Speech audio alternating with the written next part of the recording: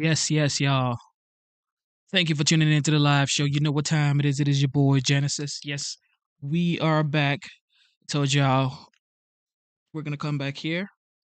Now we're back. All right, let's get the show started. This may be a quick one. I don't know. I'm not sure, but let's have a good time, man. It is Saturday evening. Like I said, I got my glass right here, and this is how you know I don't even drink. Like it's been here for like ever. But yeah, so took me a while because I made sure my daughter had to stay in bed because whenever I like put her to bed, she wants to read a bedtime story. So of course I have to read a bedtime story. So yeah, daddy has to read a bedtime story, which I enjoy doing. I love doing it. I think it's like probably like the best time of my day, the best thing that I do every day because every time it's just work trying to figure out what's the next move. But with her, it's like you can easily just relax and read and just enjoy life with your um two one. It's refreshing, and I'm just glad God gave me a girl first. Because I don't think I would be ready for a son yet. But in future, let's see how that looks. But I'm so happy that I have a 5-year-old daughter and I can watch her grow up. You know. But yeah, with that being said, let's get the game started. Let's get the show started. Let's get the night started. Let's get it. Bannon told The Bulwark today in an interview, he made an effing movie that's called Government Gangsters, and the first guy is Merrick Garland, okay? And Lisa Monaco is in there, who the nation doesn't know. We're trying to make these people famous. So no, first of all, it has to happen. Number two, it's going to happen. That sounded to me like, first of all, a message to Kash Patel, who is on the Hill, like all the other nominees, trying to make good with some of these senators. This is not something you can back away from. How is Kash Patel going to explain this if he has to back away from some of this retribution that he himself laid out in his book? Well, I'm glad you said that because the senators are going to be the ones holding his feet to the fire on this because he's going to start bleeding support if he doesn't have a good answer. And the answer is he needs to show evidence to prove it. Like I think we all are for rooting out corruption in our government, for rooting it out at the FBI, for rooting it out at DOJ. Sign me up. And there is plenty of history to look back on at the FBI and DOJ of wrongdoing. We know FBI became more political under Comey. But he needs to show evidence or else the support that he's building will crumble. I was thinking more of during the civil rights movement. Oh, well, that too, for sure. Or Martin Luther King. Yeah, I mean, exactly. You'd be negligent in raising that. I mean, but look, one of the things that Bannon in this Bulwark interview talked about a lot of things. First of all, he said it's going to happen, right? But then he talks about the types of investigations, and as we know, a lot of it surrounds Trump. He says there's a vast criminal conspiracy, including the media's. Was it Andrew Weissman and all of those FBI guys that work on MSNBC? I think there will be big investigations into all of these people. I think there's going to be huge investigations, I believe, into 2020. I think it's going to be a huge investigation on January 6th, the Fedsurrection. Yeah. What? It's insane. It's going to be a huge investigation about the vast criminal conspiracy against President Trump. I mean, it's an effort to rewrite reality, right? I mean, there was an election. It was considered a safe and secure election. There was an attack on the Capitol and everything that. So he's finding ways. Yeah, and he's very influential. I mean, he's out of prison now, and I think that he thinks of himself as one of the many kind of leaders of the MAGA army, the sort of rank and file who powered Donald Trump. Yeah, by the way, if he were so convinced that there was wrongdoing by the federal government on January 6th, why not provide that evidence and cooperate with the subpoena that he received from the January 6th Select Committee? Steve Bannon doesn't believe this stuff, but this is a feature of authoritarianism. You have to go after your political opponents by weaponizing the justice system. And you also have to rewrite history, even if it is history that we all watch unfold in starkly different ways with our own eyes. I lived through January 6th, but you didn't even have to do that to know exactly what happened, what incited that insurrection at the Capitol, and who was Thank you for tuning in. Look, for J6, they've made it bigger than what it is or what it was. And this stood on J6, they stood on the topic for, or they sat on the topic for 4 years because they were trying to tarnish Trump's image. However, he's just been getting stronger, bigger, more influential, richer. You should change the topic, you know? Is responsible. In fact, you have a number of senators and other high-profile Republicans on the record condemning Donald Trump in the hours and in the days afterwards. And then what happened? The force of political pressure was brought to bear on these people. Can I put something on the table that's a little bit of whiplash? Here's Steve Bannon talking about what needs to happen from a fiscal perspective in a Trump administration. Listen. I hate to say this.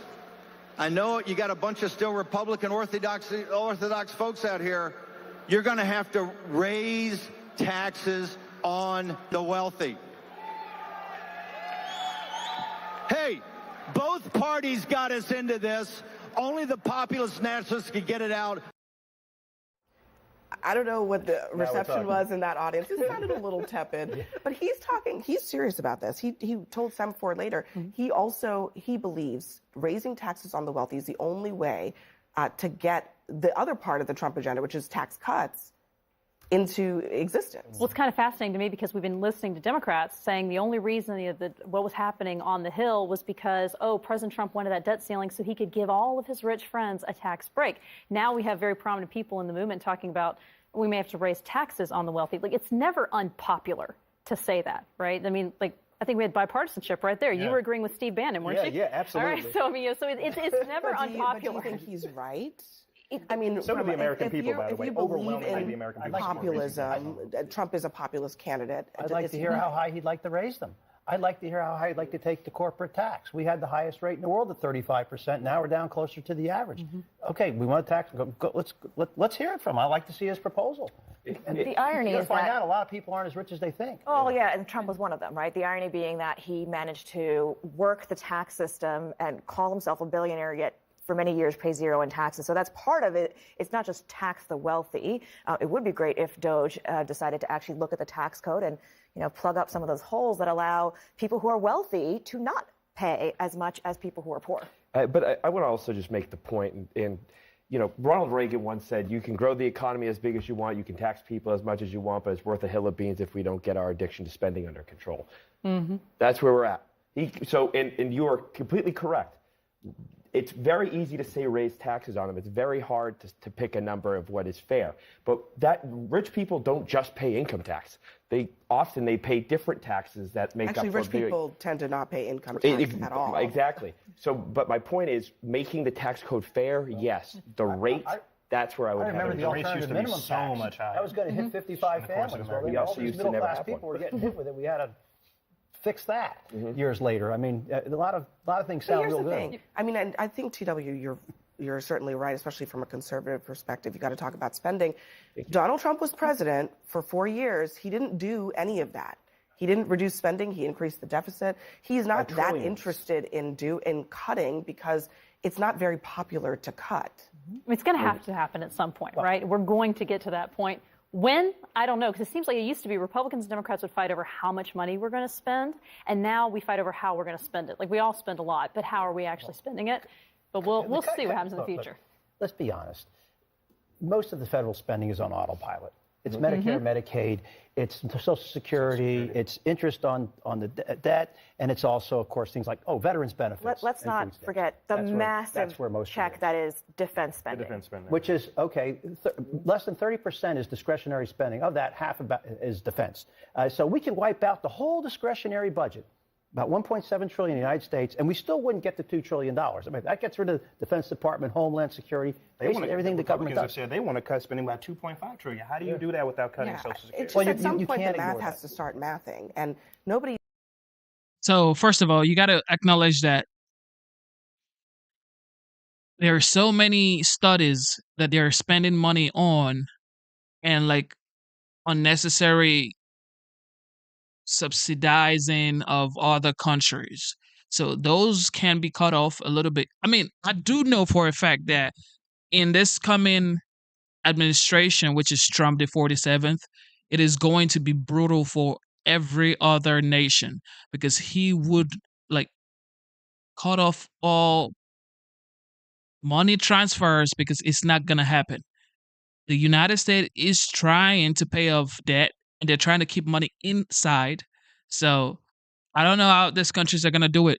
Ukraine would have to settle their dispute with Putin of Russia because if they don't do that, there would be no money to fund whatever they think is going to happen because Trump wouldn't have that. It's like he doesn't want his legacy both times to be he increased the debt ceiling. He doesn't want that. Of course, he's going to spend money. It's inevitable.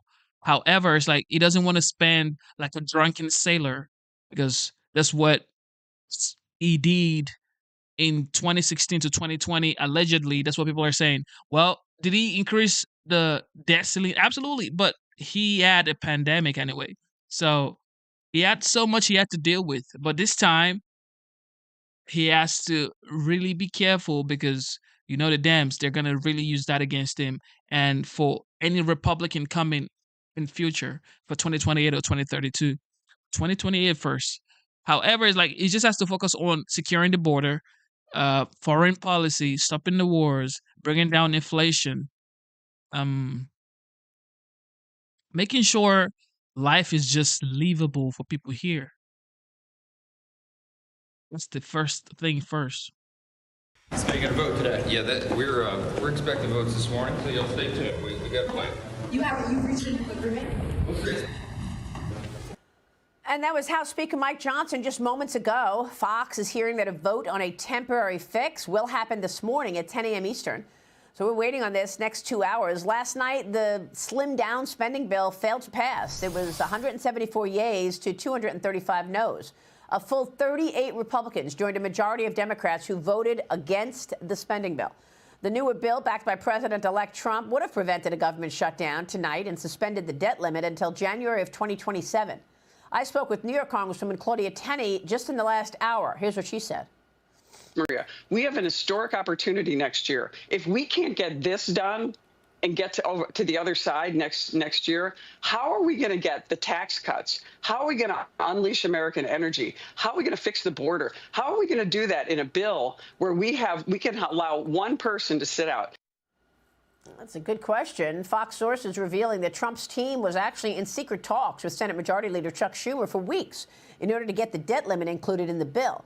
Speaker Johnson negotiated a separate deal with Schumer. Still, joining me now is Tennessee Senator Bill Hagerty, a member of the Senate Banking, Housing and Urban Affairs, Foreign Relations, and Appropriations and Rules Committees. Senator, it's great to see you this morning. What can you tell us? Where are we on all of this? Well, we're waiting to see. There's been a tremendous amount of motion over in the House. We're waiting here in the Senate. Certainly, Chuck Schumer controls the Senate here. We're much better off having the Republicans in the House originate the bill. We'll get a far better result. There's a great deal of noise right now. I understand that J.D. Vance and Russ Vought are over meeting with the Freedom Caucus as we speak. I hope those conversations are going well. We're in a moment right now we're waiting to see. Well, I mean, Trump posted Congress begins and Trump takes office, and then a second tax policy bill would be considered later in the year. But what do you say to what you just heard from Claudia Tenney? I mean, if you can't get this done right now, how are we going to expect these reconciliations are going to, get what you need done? And they are also saying that that first reconciliation bill should be fully offset with spending cuts, which we don't see right now. Yeah, the reconciliation process is right before us. We've got great plans of how we're going to proceed through that as quickly as we possibly can, whether it's in two parts or one. I don't care as much about the timing of it as the fact the magnitude is going to be significant. What we don't want is the cloud of the debt ceiling hanging over us like the sword of Damocles, because Chuck Schumer will use that to extract more spending, use that to frustrate our efforts to make America much more competitive again. The DOGE effort is going to be underway, but it's going to take us some time to get there. We just need the headroom to do that, meaning we need the debt ceiling lifted right now. So, I mean, President Trump tried to put that in, and Democrats balked at it. Is that the main problem right now, that you had the debt ceiling increase in there, and because President Trump wanted it, and the people who said no was because of that? Is that the issue? As of last night, that seemed to be the issue. Yeah. The simple explanation, though, is this. If the debt ceiling gets to a point where Chuck Schumer can use it to extract more spending, it's going to achieve actually the opposite of the intended result. We need to be pragmatic here. We need to put President Trump and his team in a place to get the wins that the American public supported. I'd like to see this behind us. I'd like to see us get it done right now. Well, do you think your colleagues will understand that and vote on this, or do you think we're headed for a shutdown? Well, it's hard to say. Yesterday, what we saw was the vast majority of Republicans voting for the bill to not shut the government down. Every Democrat voted against it, with the exception of 2. Clearly, we're not going to get Democrat support here. They prefer a shutdown. It's going to be something that we've got to continue to focus on. You guys gotta understand that these congressmen, they want a higher pay, and every one of them are getting paid 6 figures,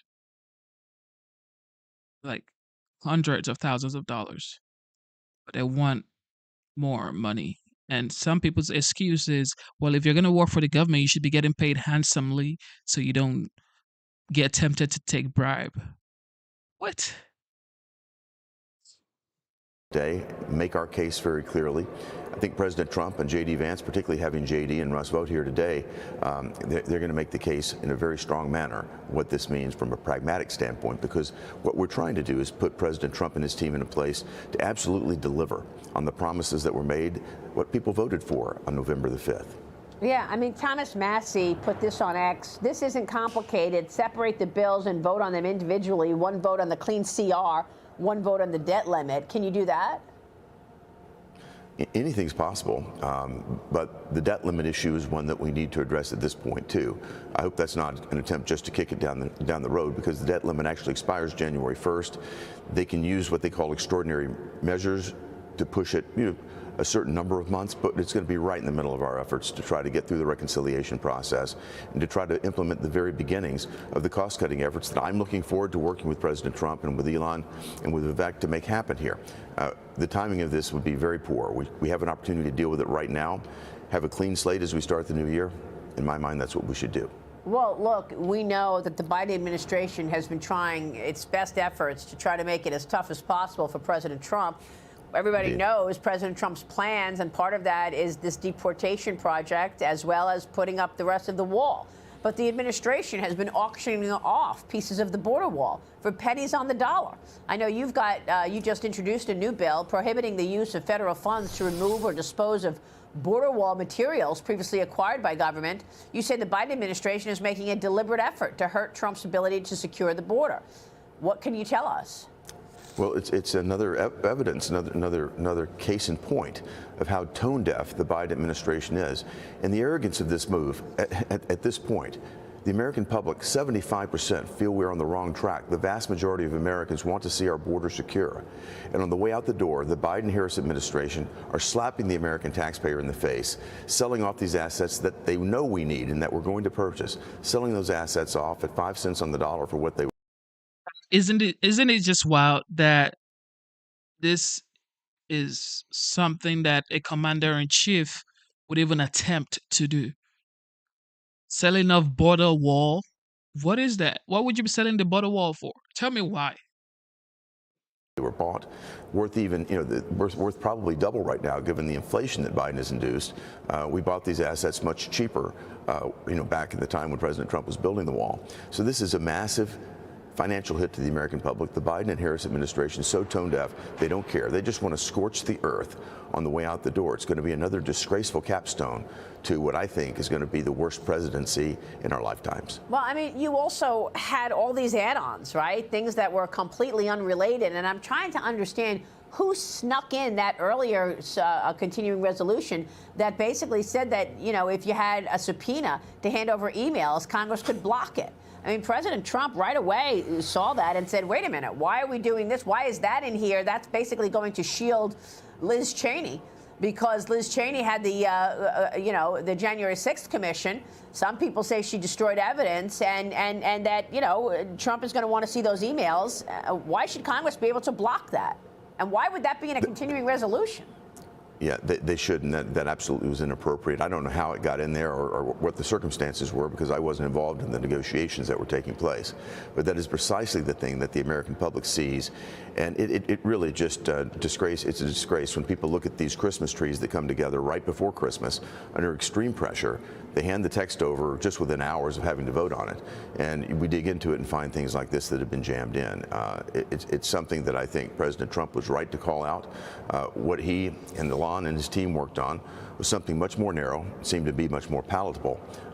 Would have taken care of the continuing resolution, would have taken care of disaster relief, and it would have gotten us to a place where we could have addressed the debt ceiling issue. So he would have the runway necessary, he meaning President Trump and his team, to actually begin to deliver on the successes that the American public are expecting. And President Trump said, look, it's better to deal with the debt ceiling on Biden's watch than President Trump's watch. Tell me about the ramifications of the debt limit.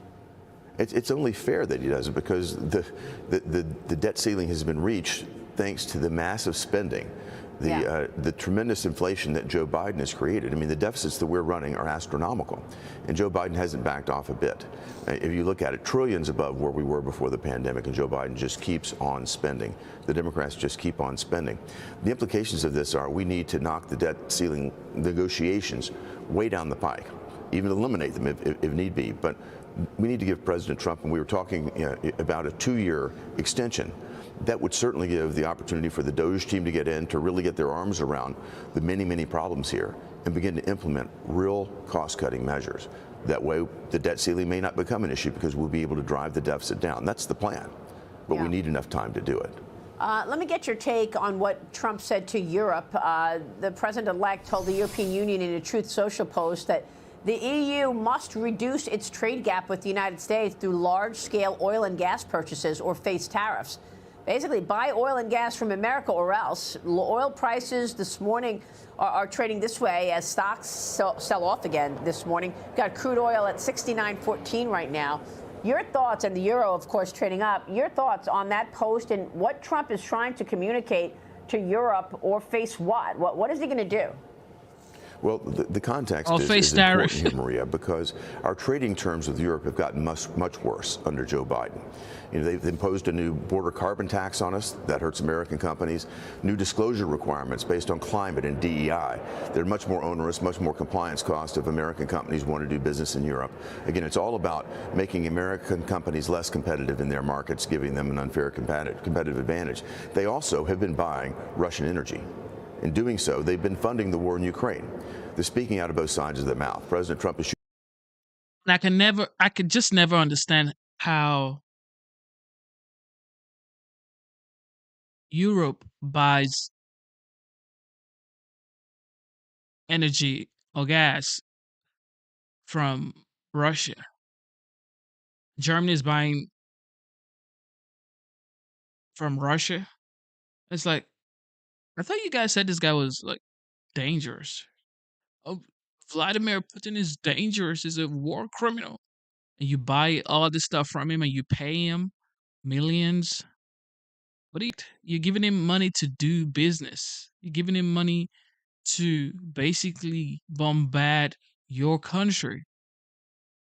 Man, send that money over to. But also, it begins to address Russia's activity in Ukraine, because it begins to take away the resources that Europe has been providing them.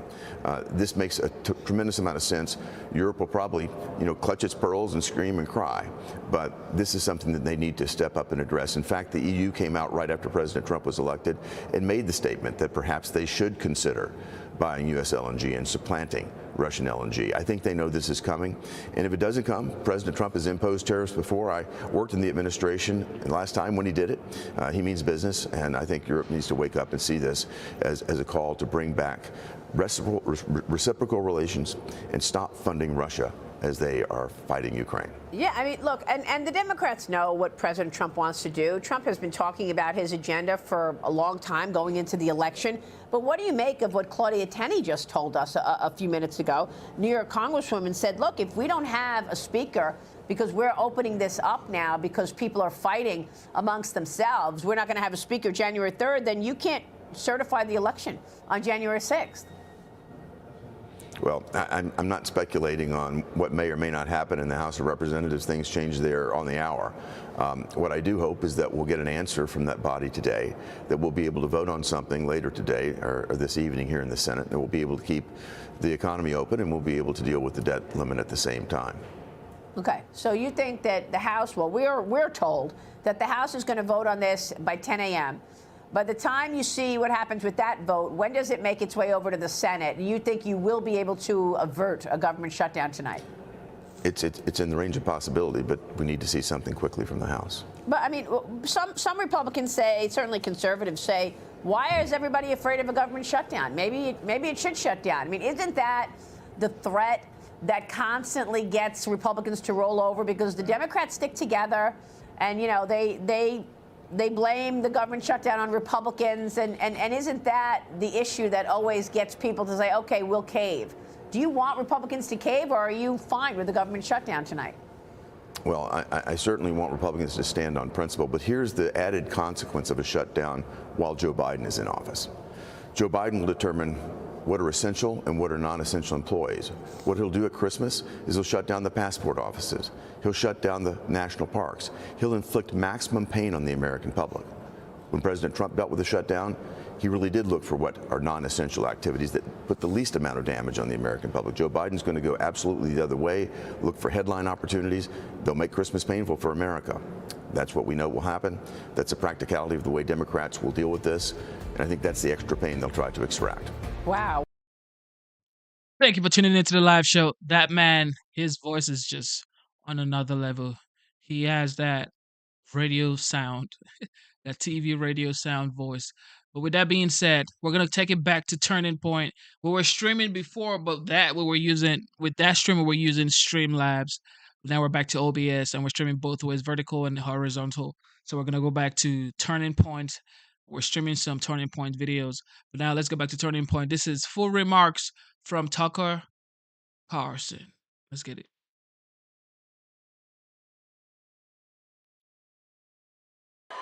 Thank you. Every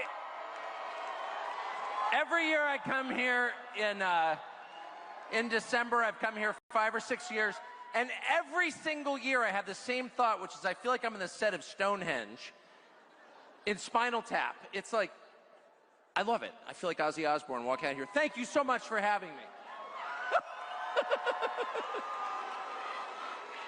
I just want to start by saying, and I mean this sincerely, this is not shilling, this is honest. I think Charlie Kirk did an amazing thing in this election. And people make the obvious point that the two-party system is fading and that the parties themselves are weaker, more disorganized, and inevitably more corrupt than they've ever been. But they're being replaced, and Charlie Kirk is more powerful in the true sense, which is he actually gets things done, than the Republican National Committee. And I just think that's amazing. For a man who, I mean, you know, if there's ever been a debate, like, is it worth going to college? Look at Charlie Kirk, an amazing person, and I'm proud to have him as a friend. Anyway, thank you very much for having me. I was thinking, flying out here today, this really is a moment of liberation for the country. I think the vibe has changed. That's real. And I feel it everywhere I go. I haven't met a hostile person in the last 6 weeks anywhere in the United States. People seem happier. And I've been trying to think about, like, what actually changed. I mean, obviously, Trump won. Kamala Harris lost. Which is great. But what really happened was the spell was shattered. And here's what the spell was. And I think all of us, to one degree or another, were under its influence for like at least the past 8 years, but probably like the past 30 years. The spell was this. Now, a spell is an incantation. It's a phrase or idea that, if repeated enough, gains power. And the way you break a spell is by saying boo really loudly and waking up everyone to the truth that the spell is fake. And it had been 30 years since anyone did that. And here's what the spell was. The spell was that the tiny group of people who run the country to their own benefit represented, like, the rest of the world. That everybody agreed with all the dumb pieties they were screaming at you, that all the good people were on the other side, and that you were somehow alone, trapped in your house thinking freaky far-right things that you should be embarrassed of. And all the truly decent, moral, progressive, open-minded people were on the other side, laughing at you. And that you were some kind of medieval freak, probably dangerous. And what the election showed was the opposite was true. The fact that Trump won not just the majority of the popular vote, but huge segments of unrelated parts of the society told the entire story. Trump won young people, Hispanics, he won Muslims in Southeast Michigan, he won Orthodox Jews in upstate New York. He basically won everybody except for the tiny core of super unhappy people who controlled everything. And I remember thinking about 10 years ago, having grown up in an affluent neighborhood in California and lived in a bunch of other affluent neighborhoods my whole life, that the politics of the Democratic Party reminded me very much of my neighbor's, my buddy's, divorced mom in 1978 in La Jolla, California. And I'll never forget sitting in his backyard with his mom, who had become like an artist after getting divorced, an artist. And she was sitting there wearing sandals. She had like long frizzy hair, and she was smoking a Moor, which was like the cigarette of choice for divorced ladies in the 70s. It was like really long and thin and brown. And it was a sign of liberation, personal liberation. Like, I don't need a man anymore. I'm on my own. I am woman, hear me roar. I am feminist. I am the future. And I remember sitting in the backyard of their $4 million house by the pool as she ranted about the patriarchy and capitalism, smoking her Moor. And I remember thinking, this is, well, she's obviously crazy, but this is the unhappiest person I've ever met. I kind of can't wait to get out of here, take off with my buddy and go play. This woman is miserable, and that informs all of her views. So that was, 1978, 79. I wake up in like 2015, and that's the entire Democratic Party sound like my friend's angry feminist mom, like pissed at her husband, who she hates because he cheated on her, but you can kind of understand why, but he's still paying for the house with the pool. And I'm like, those politics, that very specific politics of affluent, unhappy people who have everything but really nothing inside at all, who've reached like the terminus, the end stage of consumer society, where you can't distract yourself or medicate yourself enough to avoid like the basic tragedy of your life, which is it has no meaning.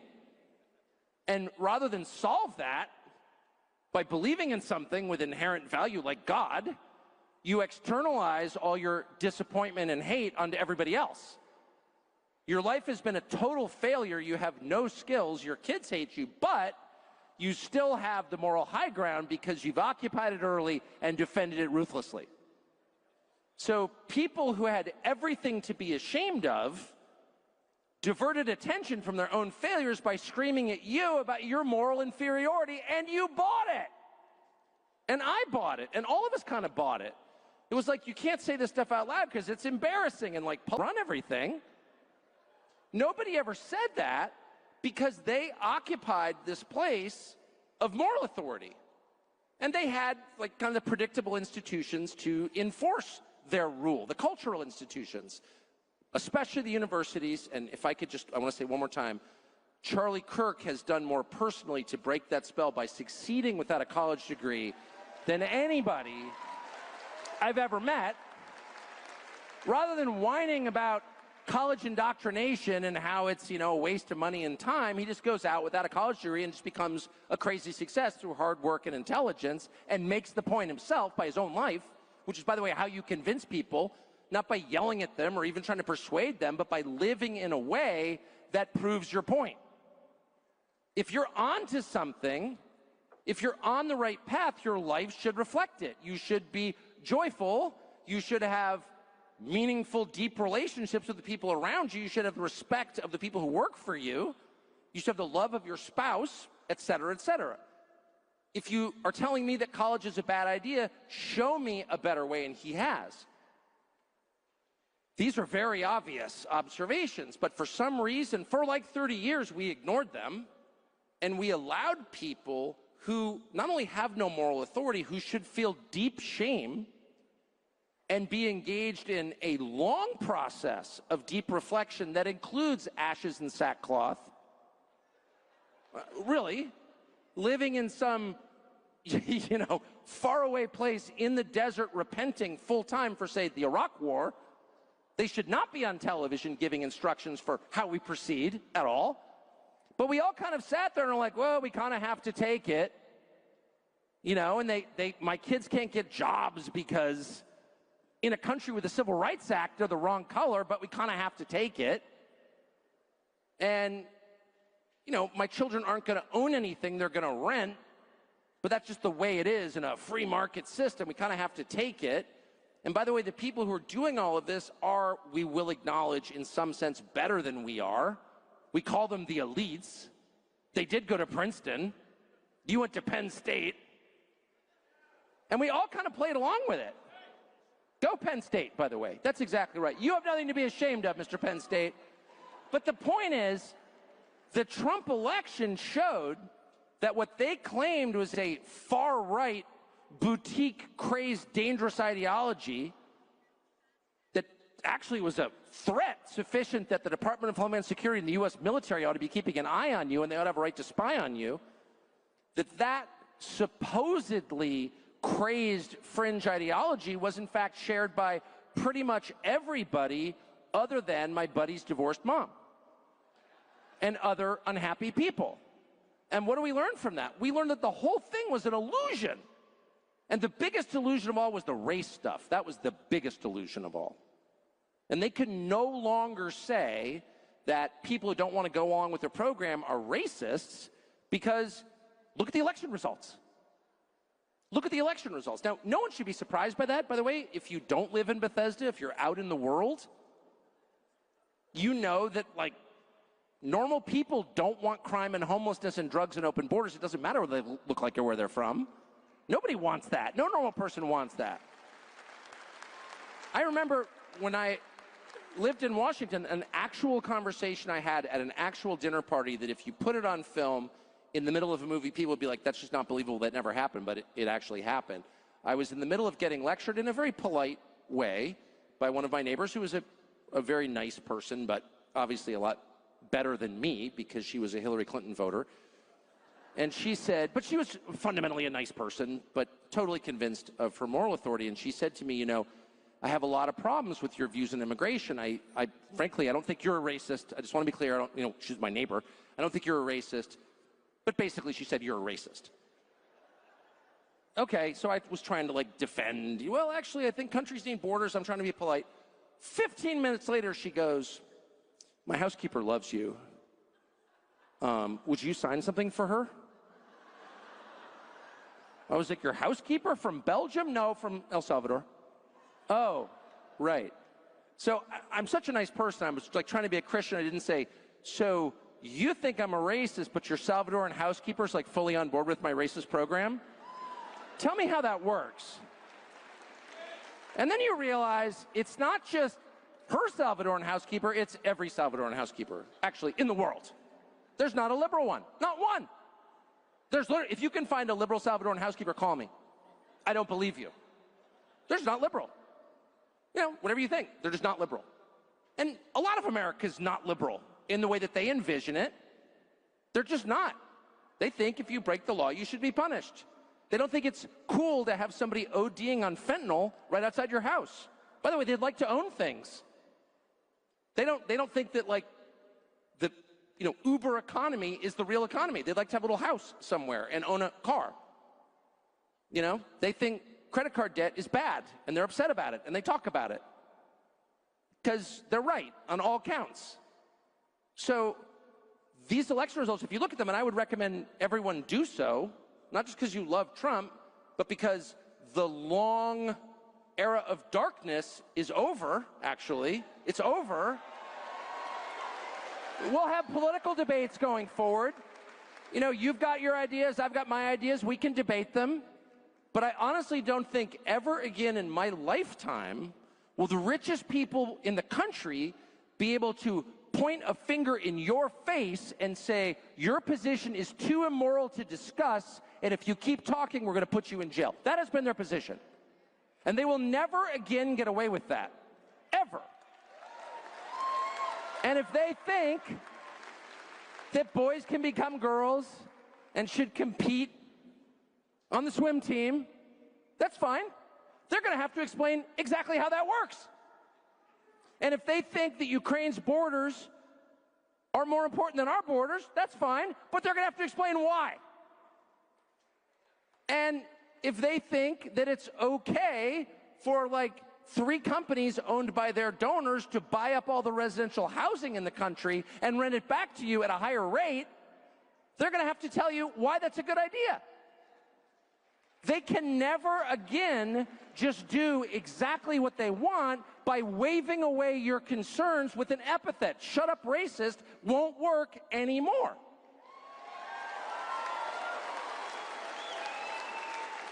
There are no permanent victories in this life. It doesn't mean that people who voted for Trump are going to get exactly what they want forever. You'd have to be a politician to make that promise, which I am not. That's a lie. But the era of no debate, shut up and obey, surf is over. It is over. So it is a lot harder if you run things to reason with people, to treat your population as citizens rather than slaves. It's a hassle. And someone like Kamala Harris, well, she wasn't capable of explaining what she thought or why. She wasn't capable of making an argument. And by the way, I'm not attacking her. I always felt sorry for her. I did. I mean it. I never attacked Kamala. I'd make fun of Kamala Harris, in a kind of gentle, compassionate way. But she was a bystander to her own life. She never made a meaningful decision. She wasn't at fault for anything. She had no clue what was going on. She was just white-knuckling it through the day. The second the Xanax started to wear off, she'd be like, I got to get out of here. She was chosen from like a sort of national contest, like the way they used to choose, like the kids on the baby food boxes or whatever. We need someone who looks like this, will say the following things. Oh, there she is. Let's make her Attorney General of California and then Vice President. It's like that's how it happened. She never had a role in it at all. So I'm not going to attack her. But the people who chose her and put her up to it, and her senile boss, who, by the way, was senile when he became president in 2020, the people who pulled that caper off and kept it from everybody for 4 years, those people are mad because they don't want to explain why they're doing what they're doing because they can't justify it. It's unjustifiable. I had this problem for many years as someone whose job it was to ask people to explain themselves. They just wouldn't come. They would not come. It's like, we're not talking to you, racist. And ever, it was on the record, they not one time printed it. And I always thought, if I was interviewing someone who's like, no, I'm actually a sexist, I'd be like, wow, that's a headline. They never ran that. Because they didn't care. They didn't care if I was a racist or a sexist or a Martian or a transcendental meditation enthusiast. It didn't matter. None of it mattered. The point was, shut up. Shut up. And if you don't shut up, it drives them completely bonkers because they have no plan B. If you don't shut up, they have to explain themselves and justify, like, was Hunter Biden like a energy expert? How much did he know about natural gas? Like, what was that? And Joe Biden, how did you get a credit card company to pay for your house? Shut up, racist! There are just a lot of unanswerable questions. Why do we have biolabs in Ukraine? That's kind of weird, right? Of all the nations of the world, if you're looking for people to run biolabs and do gene editing, would you pick Ukraine, the poorest and most corrupt country in Europe? I don't think so. You'd probably go to Geneva, wouldn't you? Or Liechtenstein? I think I would. You go to Ukraine? What is that? Shut up, racist! I still don't know the answer, though I have some guesses. But the point is, it's a massive threat when the population decides not to shut up and just politely insist on answers. And so at that point, you're stuck with very few options because you can't answer the question. And anyone who's been a teenager knows the feeling of being cross-examined by, a grouchy parent. Like, what is the answer? The whole front of the car is stoved in, like, how'd that happen? You don't really have an answer, right? So what are they going to do about it? Well, they have about a month. And I don't want to make anybody paranoid, but I don't think you can overstate how profound this is. It's not even about Donald Trump. Oh, it is about Donald Trump, of course, and his policies and the people he's going to appoint, but it's bigger than that. It's about a population that feels free to demand answers from people who've effectively been oppressing them for decades. And they're afraid. Now, by the way, you know, I think certain people should be afraid. I think Tony Fauci should be afraid, actually. You fund the creation of the COVID virus. You know you're doing it. You're committing Frankenstein research with American tax dollars in a Chinese military biolab. You know that COVID is out. It escaped from the lab in August of 2019. Within a short period, you know this. You don't tell anybody about it. You're responsible for the creation of this virus. You know that with the Chinese military. And somehow you get to boss the country around. You get to exert more power than any single citizen in the history of the United States. And then at the end of that, once you've been exposed as a criminal, you get Secret Service protection at taxpayer expense and a sinecure at Georgetown because you're a hero and anyone who asks questions is a danger to you. We need to correct some misconceptions there, okay? But in general, I would say Trump voters, like Trump himself, are really forgiving people. They don't seek revenge. They seek some measure of justice because the human heart longs for justice, but they don't seek to grind their enemies under their feet. That's what the left does. Most of these people are Christians anyway. They believe in forgiveness. So I actually don't think Kamala Harris faces a prison term. And I don't want Kamala Harris to go to prison. I would like Kamala Harris to get a legitimate job for the first time in her life. Unlikely, has no skills. Whatever. I have a lot of hopes. But it doesn't matter. The people who've been running things are absolutely paranoid and afraid. And it's not just Democrats, by the way. It's Mitch McConnell in the Senate. It's a number of Republican senators who have collaborated with the regime for years, many, many years, and they are really afraid. And the main thing they're afraid of is disclosure. The system operates on secrecy. And again, anyone who has been a teenager, or anyone who is male, I'll just say that, understands that secrecy is 100% a marker for sin. As distinct from privacy, by the way, we have, doors on bedrooms and bathrooms. Privacy is great. We have no privacy. They have secrecy. So secrecy allows people to do things which, if known, they could not do. Evil thrives in darkness. We know this. And so the whole system is set up to keep you from knowing what they're doing. And they use classification laws in order to do that. And they fear that if Donald Trump's appointments go through and Donald Trump's people get in charge of the government and get control of the levers, that they will reveal to the country what has been happening, well, to be precise about it, for about 61 years since whatever, or 63 years, I guess. Well, exactly. And then subsequent to that, what exactly has been going on? And so, by the way, I just want to pause and say, you will know that reform is coming, that corruption is in retreat. You will know that things have a chance of getting better when Tulsi Gabbard is confirmed as Director of National Intelligence. And why will you know that? Why is that a critical appointment? It's not just because you like Tulsi Gabbard, agree with her. Even if you dislike Tulsi Gabbard and disagree with Tulsi Gabbard, don't like her. She is the critical appointment because she has the ability to declassify the truth about what your government has been doing in your name with your money for decades. No one doubts that Tulsi Gabbard's a patriotic person. She's an Army officer. She served in the U.S. military for 20 years. So, by the way, if she was a foreign agent, how exactly is she carrying a gun in the U.S. military? It's absurd. You will know who's on which side by the reaction to Tulsi Gabbard. If there are Republican senators who are voting against Tulsi Gabbard's confirmation, then you, either in the Intel Committee or in the Open Senate, you will know that person is not only my enemy as someone who voted for change, for openness, for transparency, for an end to corruption, for a draining of the swamp, you know that person is an enemy of the United States. Period. It's really that simple.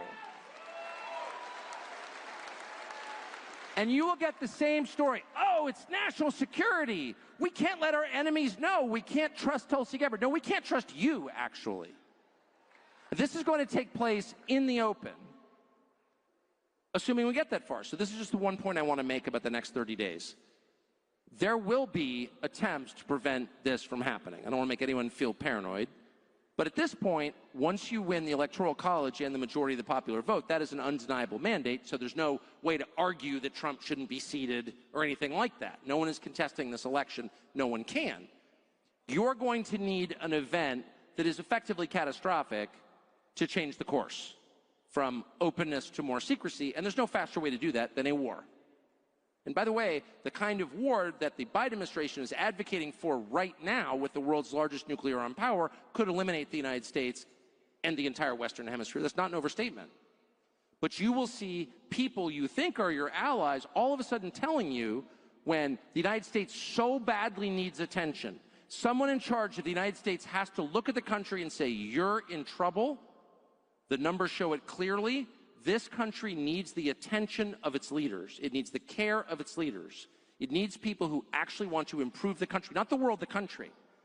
And if some of those people look you right in the face and say, I'm sorry, we're just going to have to deploy to this, that, or the other country because there's an imminent threat to the world, you know those people are trying to thwart the progress that you voted for. Those people are your enemies. I'm sorry to say that. It's just true. And I don't care what I lived there all these years. And I watched it no, we have to do this. We have to do this. And this person is now our enemy. And I went along with it every single time. I was like, well, that guy sounds bad. And by the way, they almost always were bad. You know what I mean? Like, most leaders are pretty bad. Everyone's a kind of variety of Idi Amin, though. Most are less entertaining than he was. But you know what I mean? Like, this leader's bad. Well, I believe that. That's why I don't live there. I'm from here. I was born here. This leader's bad. Yeah, great, got it. So we need to all of a sudden take our entire budget, all of our energy, all of our attention, and focus on killing this leader. Well, it's like, you know, I'm not going to weep for that leader, but like, what about me? What about my country? What about my children? Well, that can wait. Well, actually, it can no longer wait. And I think we need to say that really, really clearly. And the next time Dan Crenshaw stands up and says, but you don't understand the threat. Shut up, Dan Crenshaw. And everyone liked Dan Crenshaw. Just about had it with you. So I don't care what party that person comes from. That person is an enemy of everything that you voted for. Trust me. We've seen this movie so many times, and the way that they short-circuit your critical thinking and get you to go along with it, and I know because I've been a victim of this, is by scaring the crap out of you with something. And the second you're afraid, you're like, oh, I guess an experimental vax, okay, I'll take it. Oh, I can't go outside anymore? All right. I'm worried about my grandchildren. Oh, we need to kill Saddam Hussein. He's bad. No. No mas. No mas.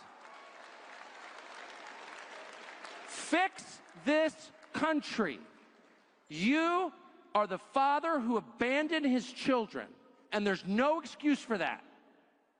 You, Dan Crenshaw, you entire Democratic Party, you Mitch freaking McConnell, you're the one whose own children languished and died while you focused on the neighbor's kids or kids in another country. All of that may be fine, but your duty is to your kids. That's why you're the leader.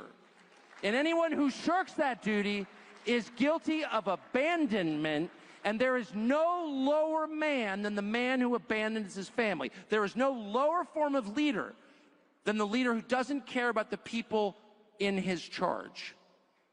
And so make that the litmus test, I would say. I mean it, and I don't care what they say. They'll get up there and be like, well, I'm against trans swimmers too. Well, really? Who isn't? You'd have to be a freak to be for that. If that's the price of entry, we're not charging enough. You're against trans swimmers? Okay. Then you're not like brain damaged or something. Like what? Of course you're against trans swimmers. Swimming with girls. I mean, obviously. Demand more. What are your priorities? And if they tell you some faraway place where people speak a language you don't understand in a conflict that you can't possibly comprehend because it's in another country, that's priority one, you're done. You're done, Mike Pence, and all the rest of those people. But they're relentless. I mean, they are relentless. I mean, it is basically everybody. And I just want to, I don't know if Don was just up here before me. I was, of course, chatting like a magpie backstage, so I didn't hear it. But he is really my personal view is smartest guy in that whole orbit and really feels it. You know, didn't learn his politics from a book or from Twitter, but actually feels it.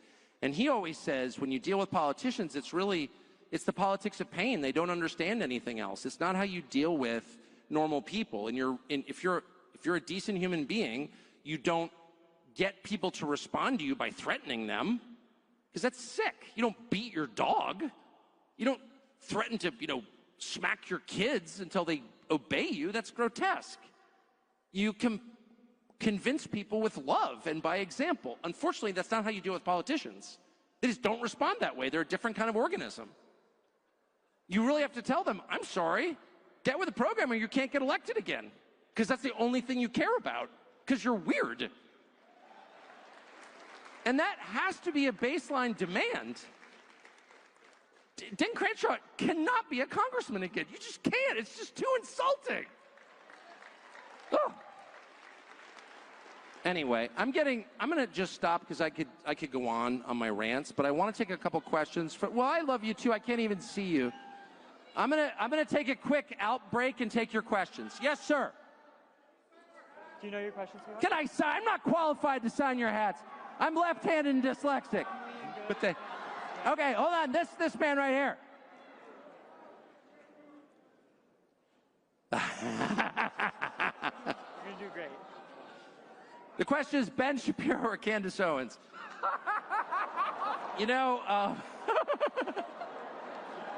I'm only friends with one, but I'll say I want to support people when they're right and not when they're wrong. And why do you ask questions like that? You're a smart one. I'll tell you, I'll just be clear on this.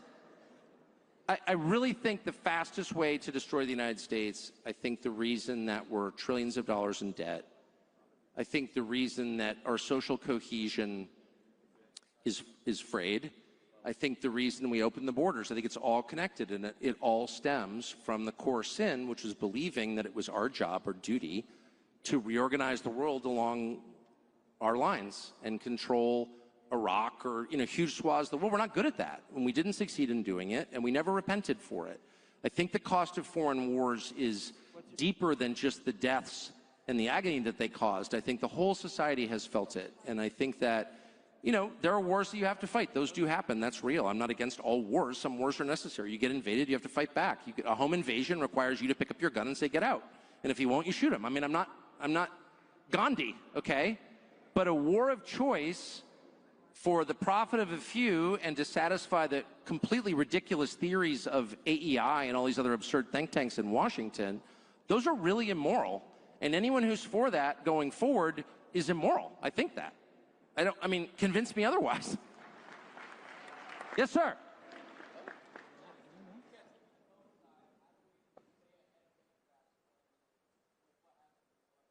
So legacy media is obviously collapsing, and I just think we should take a moment of silence, really, to reflect inwardly at the joy. Like, there are moments, a child is born for the first time, your first kiss, asking the woman you love to marry you, MSNBC and CNN dying, like they're all kind of connected.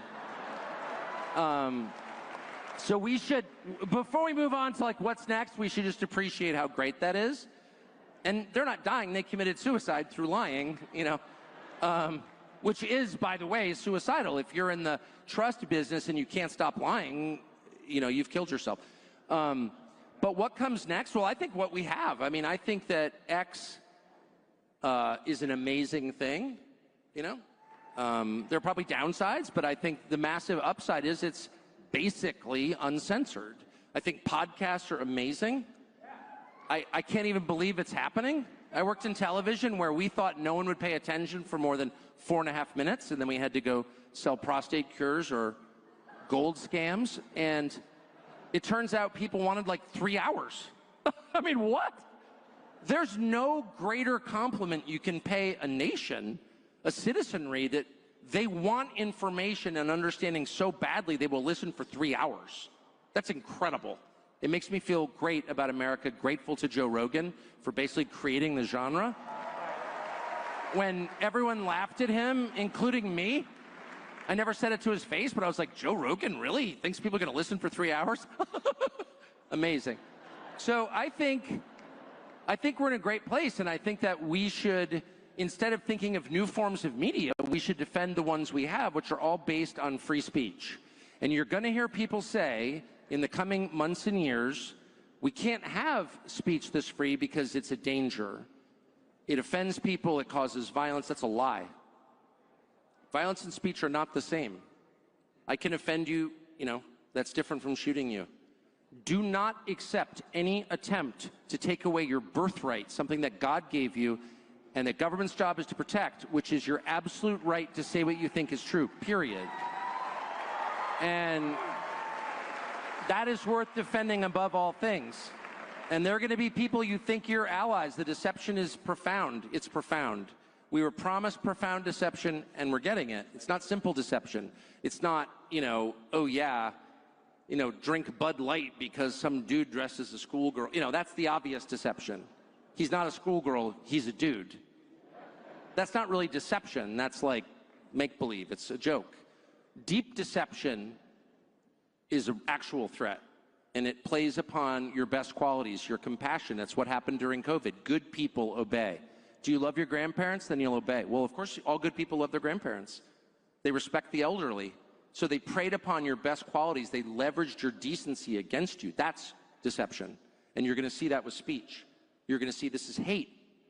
And some of it may, in fact, be hateful, but it's still your birthright to express what you believe, even if other people don't like it. And if there's one thing you have to defend, it's that. Yes, sir. I think we have a microphone. Hey! Yeah, I mean... Tucker Carlson, man, the way he laughs, man, oh, he's just a bright person. And some people saying, I saw somebody in the chat saying Tucker Carlson has gone out of the business. What? Don't you know Tucker Carlson Network? He has one of the biggest podcast shows in the media. You watch legacy media, bro. Like, this guy is out of legacy media now because he wants to really uncover the secrets, the untold gems that nobody wants to tell.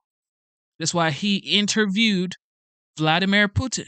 Tell me one major network that has actually interviewed Vladimir Putin since the war started. He interviewed Putin, though. Do you know what that means? For someone to say, I am going to talk to you, even in the midst of all of this stuff. He interviewed Putin. Yeah, you got to respect Tucker, bro. I don't know. Every time, maybe because I have a lot of children, but every time I see like a bright-eyed, cheerful child speaking directly, you know, it lifts my spirits. It compensates for a lot of bad things that I see. So that's way more important than any speech given in the Senate, as far as I'm concerned. Thank you. Awesome. Great job. Thank you. These people have microphones. Yes, sir. So if we have time. Oh, microphone. Sorry. Oh, me? Right. Hi, Tucker. My name is Joshua, and I'm happy that I get to ask you a question at AmFest for the second time. I just wanted to ask your thoughts about conservatives running away from the issue of abortion and caving on the right to life. I fear that by avoiding this issue, it will result in the GOP eventually being a pro-choice party, which will result in the GOP becoming a less conservative party, since without the right to life, all other rights are meaningless. I just wanted to get your thoughts on that. Well, there's this super interesting phenomenon that I've noticed in my own life, and it's described in some detail in the New Testament, which is the outcome is actually the opposite of what you expect. The meek inherit the earth. And just when you think you're losing, actually is the moment when you realize that you've kind of won. And the opposite is always true. When you think you've won, you're usually in for a surprise. And I think abortion is a perfect example of this. Yes, I've been very sincere on that issue, my whole life. And I noticed it, and I really care about it. I have a child who was born on January 22nd, which is the anniversary of Roe v. Wade. So it was like, I've thought about it a lot. And yeah, I've been really distressed by the cowardice of Republican politicians. And it's a class thing, too. It's like, rich people don't want to talk about the social issues. Well, the social issues are the only issues that matter. Like what? Whether people live or die and how my family does, that's a social issue? That doesn't matter. Not as important as GDP and war. Oh, shut up. It's all that matters are the social issues, because socialization is the only thing that I care about is other people. Anyway, but they're very embarrassed of those, and those are considered like redneck issues or religious people issues. But the truth is, I think every single person in the country knows that abortion is at best a real tragedy, and at worst what was clearly a form of human sacrifice. And that's why they had an abortion van outside the Democratic convention. I don't really think anybody sincerely shouts their abortion with joy. I think everybody knows that the cascading effects of that, never leave, and it's like the true tragedy. Taking of life is always the greatest tragedy. And I actually think the time is right to just say that out loud. This is the opposite of liberation, speaking of deception. The main thing that most people want, there's surveys on this, but we don't need surveys, we know this, is children. That is the only real measure of wealth, is children. And anyone who's against children, making it harder for you to have them, making it easier for you not to have them, is the enemy of you and of humanity itself, is pro-death. And I just don't think in the end that wins. And I think everyone secretly knows it. And I think the hysteria and the extremism of the abortion people is testament to that. It's like when you know you're wrong, you get louder and more hysterical, right? And so I actually think it's become super obvious. They can't even, by the way, I felt like 30 years ago under Clinton, they had a pretty good formula for justifying abortion. They were like, well, it's safe, legal, and rare, and it's a tragedy when a 14-year-old gets raped. And I was like, well, that's for sure. It's a tragedy. And because it's so tragic, you need an abortion. Now they're like, no, you want to do something good for America? Kill your kid. Well, that's just Mayan at that point. That's just, you know what I mean? That's Canaanite. That's just human sacrifice. And they're just saying it. So I do think it divides the country into people who sort of know that and it's obvious, and then people who embrace it. And, it's sad, but they're probably not going to be on your side. So I actually think the recognition that human life is the most important thing is dawning on people, and that I'm not even Catholic, and I agree that war, euthanasia, abortion, killing people, it's just bad. And anyone who's enthusiastic about killing people is scary. And the last thing I'll say is the one thing I am worried about is euthanasia, which is the state murder of its citizens. And I think the economic incentives are really powerful for the state to want to do that. As healthcare costs rise, as depression rises, which I think is one of the byproducts of prescription drug use, SSRIs actually have not lowered the suicide rate, they've increased it, et cetera, et cetera. That's all getting very obvious, and it's super expensive, and how do you pay for it? Well, Canada's just like, we'll just kill you. Make it very hard to get your knee replaced, make it very easy to die. And I'm very concerned that's coming here. And you don't have to be Catholic or even Christian to see that as totally evil. And I hope, and I will demand, to the extent I have any control, that the Republican Party says no to that immediately. People are not objects. They're not animals. You can't slaughter them. They have souls. And just because you're expensive and inconvenient doesn't make you human. We reject slavery because we embrace the humanity of every person. That's why we're against slavery, because we recognize that people are human beings with souls created by God. And anyone who says you can just kill them when they get in the way, whether it's in Ukraine or an abortion clinic or in a euthanasia lab, is evil. And I don't care if they claim that it's liberation. It's not. It's the darkest thing. It's murder. So whatever. But I fully expect the people who told you that you had to relinquish the Bill of Rights in favor of protecting old people will be the very first to say we need to kill all the old people because they're too expensive. Yes, sir. This will be the last question of the night. Oh, man, I'm just getting rolling now. I hope you'll like my question. So, hi, Tucker. My name's Jake. I just want to say I named my dog after you. So, thanks for that. You know what? I take that as a dog man. I take that as a high compliment. So thank you. I love your laugh too. So, my question is about nicotine. Yeah. So, I see your little pack out here. You know, nicotine comes with a bunch of benefits, increasing testosterone. Love that. So it's my 16th birthday today, and they say you should be 21, 18, 25. When did you start taking nicotine, and when would you recommend taking nicotine? Who comes up with these questions? You're trying to get me in trouble. So let me just be clear. There are laws about this. You know, whether or not I think they're insane, that you can go fight and die in Iran, but can't have a nicotine pouch at 18. In fact, they'd like you to go fight and die in Iran, but you can't have a nicotine pouch. I think we've got misplaced priorities. But there are laws about making health claims about, you can make health claims about anything. They tell you weed is good for you. They tell you to take, Adderall in 5th grade. Go ahead and take SSRIs. You need some benzodiazepines, because those are good, not addictive or anything. But nicotine is somehow a threat. And I suspect, that any compound that makes the population passive and willing to accept mistreatment is favored. And any compound that heightens awareness, like black coffee, which they're always telling you is bad, and I can tell you as a 55-year-old who's had approximately a gallon of it every day for 41 years, it's not, is disfavored. So I can only tell you it works for me.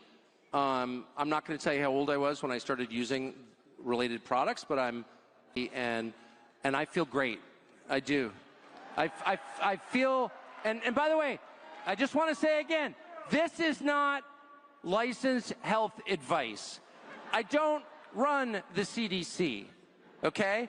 I'm not in charge of the Department of Agriculture's food pyramid, so I'm not going to tell you to eat 11 loaves of bread to lose weight, because I'm not a certified scientist or a genius like the people who told you that masks would keep you from catching COVID. And by the way, get 9 boosters. So I don't have the moral authority to give you advice about how to be healthy. I can only tell you what's worked for me, a man with a checkered academic record.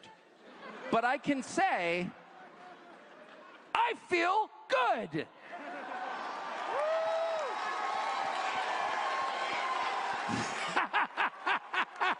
I'll take one more question. Sorry. Thank you, Tucker. A follow-up question from my 22 question to you. Unfortunately, here in State 48, the psychopathic overlords in our establishment class continue to steal our voices and our votes. It happened in California. It happened in 4 different Senate races. As ground forces on the field, we fight every day, mostly against the gelded, old, pathetic GOP. Yes. But what would you suggest we, the people, do to reestablish our rights to choose our servants? Thank you, sir. I mean, I think there are a couple things. The first thing you can do is make it known that non-citizens cannot be counted in the census to apportion congressional seats. That is totally, well, it's unconstitutional, but more to the point, it defeats the basic premise of democracy, which is that citizens run their own country. It's self-government, right? That's the point of a republic. We hire people to run it for us, but we run it because it belongs to us, because we're from here, we're citizens.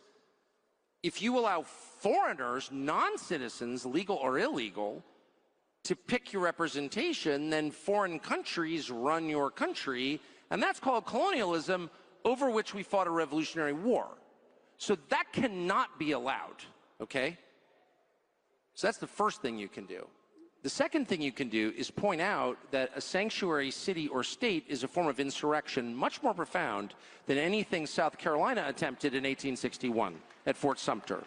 You are saying that you are not following the most basic of all federal laws, which is the federal government, not state governments, the federal government gets to decide who comes into the country. And you're saying, I'm opting out. That's insurrection, actual insurrection, not fake insurrection like January 6th 4 years ago, but actual insurrection. And there is a long precedent for dealing with this. It happened in 1956 in Little Rock when Central High School decided we're going to ignore Brown versus Board of Education, and the Republican President of the United States, Dwight D. Eisenhower, sent the 101st Airborne to Little Rock and said, no, you're going to obey federal law. Period. Because if you don't, it's insurrection. Because these are core questions. These are not minor, sort of peripheral questions. These are questions of national sovereignty. So I have no idea why anybody in Washington, but especially Republicans in Washington, I mean, they were mesmerized by turning Iraq into Belgium and defending Ukraine. That's the actual answer. But why did they put up with this? They shouldn't, and we should demand that they don't put up with it. And the third thing you can do is primary the hell out of anyone who doesn't represent you. And no one does that. And what happens is they talk you into not doing it. Lindsey Graham does this every 6 years. He'll find some issue, and he'll be like, I mean, he did it during the Kavanaugh hearings, and he did an amazing job. Lindsey Graham's one of the most charming people in Washington. If you wonder why people still listen to Lindsey Graham, it's because he's hilarious, and he's, like, fun to have dinner with. But the truth is, he's totally non-aligned with the Republican electorate. Like, his priorities have nothing in common with the priorities of Republican voters, including in South Carolina. But every 6 years, he'll pick a symbolic issue, and he'll be like, I stand with Judge Kavanaugh. And everyone's like, oh, you're such a hero. And then it's back. The second he's elected, it's like, no, it's, hey, shut up, Americans, about your stupid border and your invasion. Nobody cares. Shut up, racist. It's Ukraine. They all do that. And they did it. I mean, no one could be more offended by boys in girls' sports as the father of 3 daughters than I am. So I'm not like pro Dylan Mulvaney or whatever at all. But I also understand sleight of hand when I see it because I've seen gypsies do 3-card Monte and been the victim of it. It's so fast, you don't know what happened. Like, where's the peanut? Underneath the walnut shell. It was right there. They're too fast. I know what that looks like. They divert your attention. And they use that issue to divert your attention from what they were actually doing, which is ignoring your concerns in favor of the concerns of their donors and foreign countries and lobbies for those countries. That's just a fact. And they use the trans issue to do that. I hate to tell you this. And a lot of people in your conservative media did exactly the same thing. And they made you feel like they were on your side. But they weren't, because they don't really care about that issue. You do. That's why you think they're on your side. You cared about Judge Kavanaugh. So when Lindsey Graham's like, oh, yeah, I'm on your side, you're like, you know, I kind of like that guy, actually. That charming little midget from South Carolina. But trust me, you just got played. So the key is to figure out what's important to you and your family and your neighborhood and start there. Like, one of the problems people have is they extrapolate outward too much. They live in a distant place. They live online. Look at your own family. Like, what do your kids need? They can't afford to go to college. They can't make enough in their job to buy a house at 32. They can't make enough to get married and produce grandchildren for you. That's a crisis. That's way more a crisis than anything Iran will ever do to this country. And so demand that your elected leaders who are using your money and have your authority and your military, that they do something about it. Your neighborhood looks nothing like it did 10 years ago because of illegal immigration. Well, we have a military on which we spend like $1.5 trillion a year. Why aren't they at the border protecting the country they serve? What is that? I don't understand. And anyone else who doesn't get that immediately is not qualified to represent you. And I actually think it rarely takes a primary. I think if enough people sit down with Congressman X, even someone like Dan Crenshaw or Lindsey Graham, yeah, boo. But I think if you actually sat down with Dan Crenshaw and said, listen, Dan, I get it. You're a little, but I'm kind of on to you now.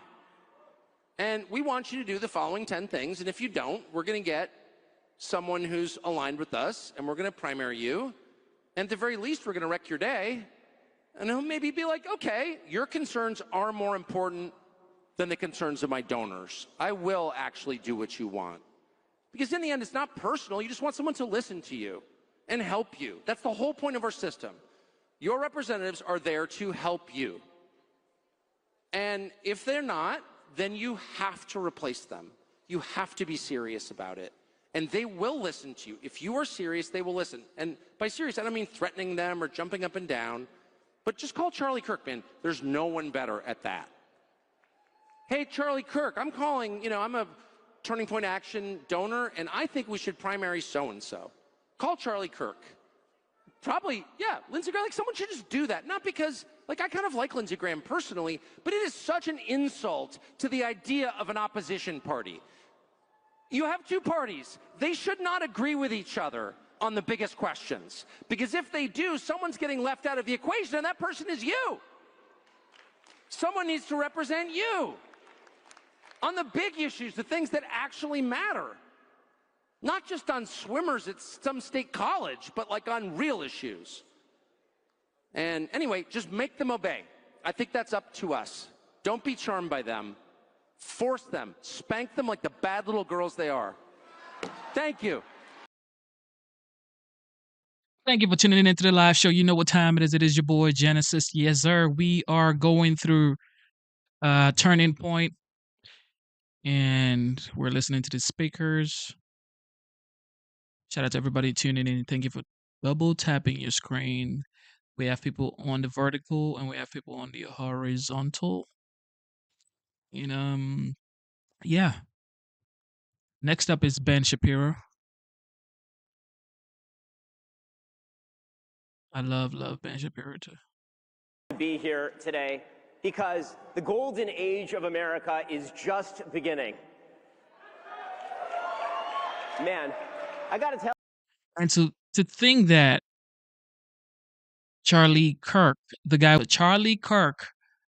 not graduate college.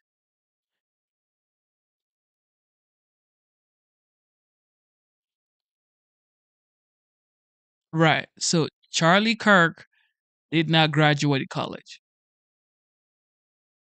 So really it's not, man, just work as hard as you can. Get into something that is going to ascend or it's already ascending. This is something I learned from Trump. Is that get into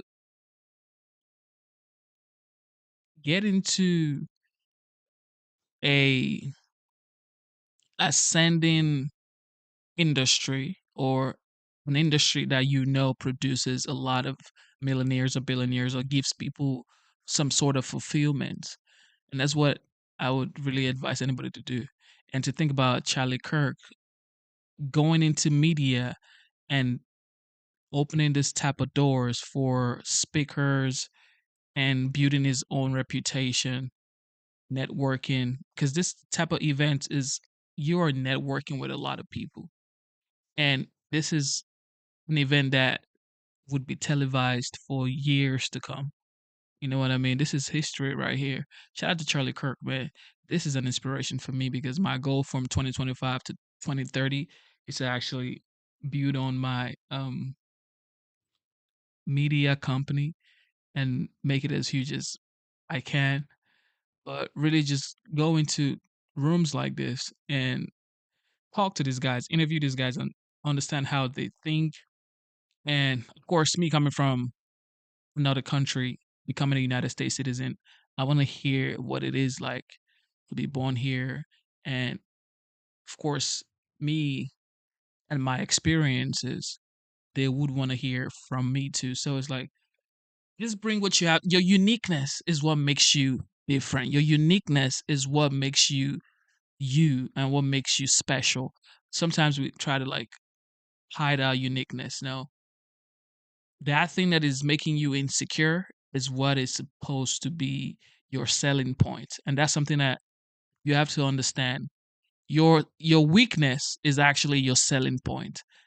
Once you get to that level in life, you realize that, oh shoot, I am unstoppable. Actually, you are unstoppable. Your weakness is your selling point. Don't forget that. Tell you that much. Tell you, for the past few years, I've been in a bad mood, and if you've watched my show, I'm usually in a bad mood. But I'm in a pretty good mood right now. Now, this is all happening because President Trump is a force. He is a historic force. He is the historic force of our age. He was the man standing between the United States and stagnation and surrender. And President Trump stood, and he was indicted, and he stood, and he was shot, and he stood. And America stood with him. We stood with him. You see, in America, I really believe that America right now is divided between what I like to call the lions and the scavengers. Lions are people who want to build things, people who are productive, people like the people in this room, people who believe they have the power to choose and to act in the world, and that they have duties in this world, duties given to them by God, duty to family, to community, to country, and to themselves to be the best that they can be. Lions believe that merit ought to triumph. And then there are the scavengers, and they've been in charge for a while. The scavengers believe that if you fail, it's probably somebody else's fault. They believe that all the systems that allow for success, for merit to thrive, that those systems are broken and must be wholly destroyed. Well, they were on the rise. For nearly 4 years, they were on the rise. And now the scavengers are on the run. They are in retreat. And that is thanks to you. That is thanks to President Trump. And that's also thanks to Charlie Kirk and Turning Point, which have done such extraordinary, extraordinary work. I actually met Charlie Kirk when he was 18 years old. He's younger than many of the people who are currently in this room. And Charlie was going around a conference in Florida, in Palm Beach, Florida, looking for donors for Turning Point. I remember turning to my business partner, Jeremy Boring, and saying, that guy is going to be the head of the RNC one day. And instead, Charlie built his own RNC. It's astonishing. So I want to talk today a little bit about why I am so hopeful. The reason that I'm hopeful is because Donald Trump and the American people are about to make our economy dynamic again. Donald Trump and the American people are about to make America's position in the world unquestioned again. And Donald Trump is about to make the American dream possible again with the American people. So let's talk about the economy for a second. There's a whole school of thought out there that just wants to punish success, that believes that innovation is a sin, that believes that people like Elon Musk, by building rockets, is doing something deeply wrong, that Elon Musk, by building Tesla, is doing something deeply wrong. He has committed the great sin, which is to earn. His great sin is that he created great companies. That is a huge sin in their view. But here's the thing. Businesses hate that sort of thing. So you end up with stagnation. You end up with inflation. You end up with lack of creativity. All of that is about to end. President Trump is a businessman, which means there's only one thing in life, we all know this, that President Trump cares about. There's only one thing, winning. That is all he cares about. Okay, a lot of people think he cares about, that's wrong. He cares about one thing, winning. And he cares about winning for the American people. That means unleashing the power of free markets. Free markets have been maligned in this country. They've been treated as something wrong, as sort of a man-made system that's jiggered in order to harm certain people at the expense of others, and that is false. Free markets are merit. Free markets are justice. Free markets are innovation, and they are dynamism. Free markets are what's going to make all these young people rich one day. That's what free markets are going to do. The scavengers believe that it's the government's job to establish cosmic justice, that because all human beings are created equal before God, but we're not all equal in our qualities, right? I'm not going to be playing LeBron James in basketball anytime soon. And by the same token, I've read more books than LeBron James, which is to say more than one book. That because of that, the scavengers believe that cosmic justice must be established from above. The outcome should be the same for everyone. That is truly unjust. It is tyranny, it is evil, it requires discrimination, and it requires cruelty. Free markets say the opposite. They say that you get to invest in yourself, that you get to take those risks, that you rise or fall on your own merit. They also say that you have to do something for someone else before you get anything else in return. I've said before that free markets are a form of forced altruism, and that's right. Nothing is owed to you. You're not just given things in a free market. You produce, you make things. Life gets better. And one of the magical things about free markets are the opposite of socialism and stagnation that the left likes to talk about. Socialists like Bernie Sanders and AOC, career useless people, absolutely useless leeches on the ass of society. These people, they can turn gold into sand. They can turn prosperity into failure. Free markets turn sand almost literally into gold. Imagine the fact that everything on planet Earth, everything in your cell phone, everything in your computer, everything in Elon Musk's rockets has been present on planet Earth since the cavemen. Every single element has been present on planet Earth since the cavemen. What changed? Innovation changed. Dynamism changed because of innovation, because you got to keep what you made, because you got to sell it, because you got to exchange it. These are the principles of freedom and liberty. Because you owned your labor and you owned the product of your mind, you were able to actually create. You can take the same sand that's been on planet Earth for all of human existence, and you can turn that into the superconductors that power the military equipment, that powers the American military, the greatest military on the face of the earth. You can do that because of free markets. And Donald Trump is going to make free markets great again. Donald Trump likes capitalism. Donald Trump is not afraid of business success. Donald Trump is a businessman. You can see businessmen everywhere are excited about this. I talk with a lot of tech founders, the people who actually found the big companies in tech. And what they say is this is a new founding. It's a business founding. You're going to see an explosion of business in this country like nothing I've seen in my lifetime. And then there is foreign policy. President Trump is going to make America strong in the world again. I had President Trump on a couple of weeks before the election on my show, and we were talking about foreign policy. And he said that his foreign policy is pretty obviously peace through strength, pretty clearly. And I'll tell you what he meant by that in a moment. But he summed it up pretty well in a story. So I threw a fundraiser for President Trump down at Trump Doral in Florida fairly early on in the election cycle. And he and I had a chance to chat. And he was talking about Joe Biden. Now, I don't mean to spoiler alert here. President Trump does not like Joe Biden. Just going to put that out there. He thinks he's not just a bad president, that he's not a particularly wonderful, although I will say I think that Joe Biden probably voted for Donald Trump. Ben, you want to know why Vladimir never invaded Ukraine when I was president? You want to know? And I said, yes, Mr. President. And he said, well, because I talked to Vladimir I said, Vlad, if you go into Ukraine, I'm going to bomb the shit out of you. And President Trump continued the story. He said, and Vladimir said back to me, no, you won't, Mr. President. And I said, well, I might. And then President Trump said, quite correctly, if there is a 5% chance that that is going to happen, you don't do the thing. This is the thing that President Trump knows, because he is a man who is credible on foreign policy. He's not like our current dead president. Usually, maybe he'll end up on a dollar bill or something, because usually you have to be actually dead to get on a dollar bill. Joe Biden has been dead for a while, so he might make it onto a dollar at some point. In any case, our currently dead president says things like don't, and then the rest of the world just does. Right? Meanwhile, President Trump says that, and the rest of the world goes, ooh, I don't know. This could get ugly. When we talk about President Trump's foreign policy, it is not isolationism.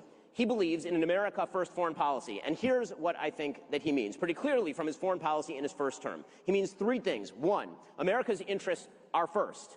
Now, this should be obvious. America's interests are paramount, obviously. This should be a truism. American citizens come first, right? We're Americans, we come first. This is America. Welcome to America, right? America first does not mean that America has no interests in the rest of the world. I can name off the interests America has in the rest of the world. We have an interest, for example, in seeing that Mexico doesn't ship a bunch of fentanyl up through our border. We have an interest in making sure that China doesn't take control of the trade routes through the Taiwan Strait, through which 92% of world shipping goes. We have an interest in ensuring that China doesn't ship the precursors for fentanyl over to Mexico. We have an interest in ensuring that Iran doesn't threaten American allies. We have an interest in all of those things. Now, that brings us to point two.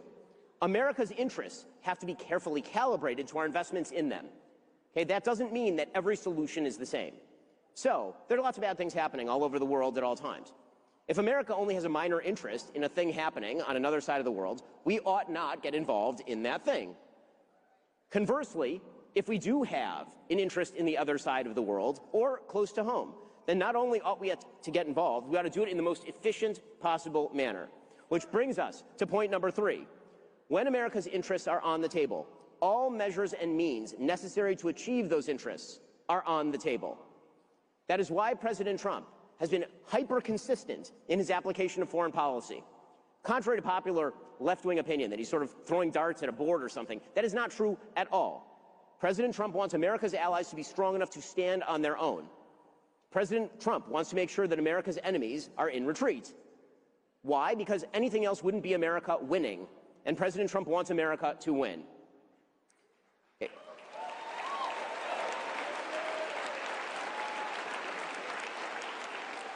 And then there's the American dream. Now, the American dream has sort of been perverted in the United States over the course of the last few decades.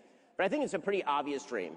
It's a dream to get married, to have kids, to be able to live in a community that worships the God that you love, to be able to build a business that you want to build and make that business successful and hire other people, to give charity, to stand up for your country. Right? These are all the things that are elements of the American dream. They were always the American dream. And yet we were told that the American dream is weird. We were told that all of this was weird. I've never seen a bigger political misstep than the entire Democrat media human centipede declaring that J.D. Vance was weird.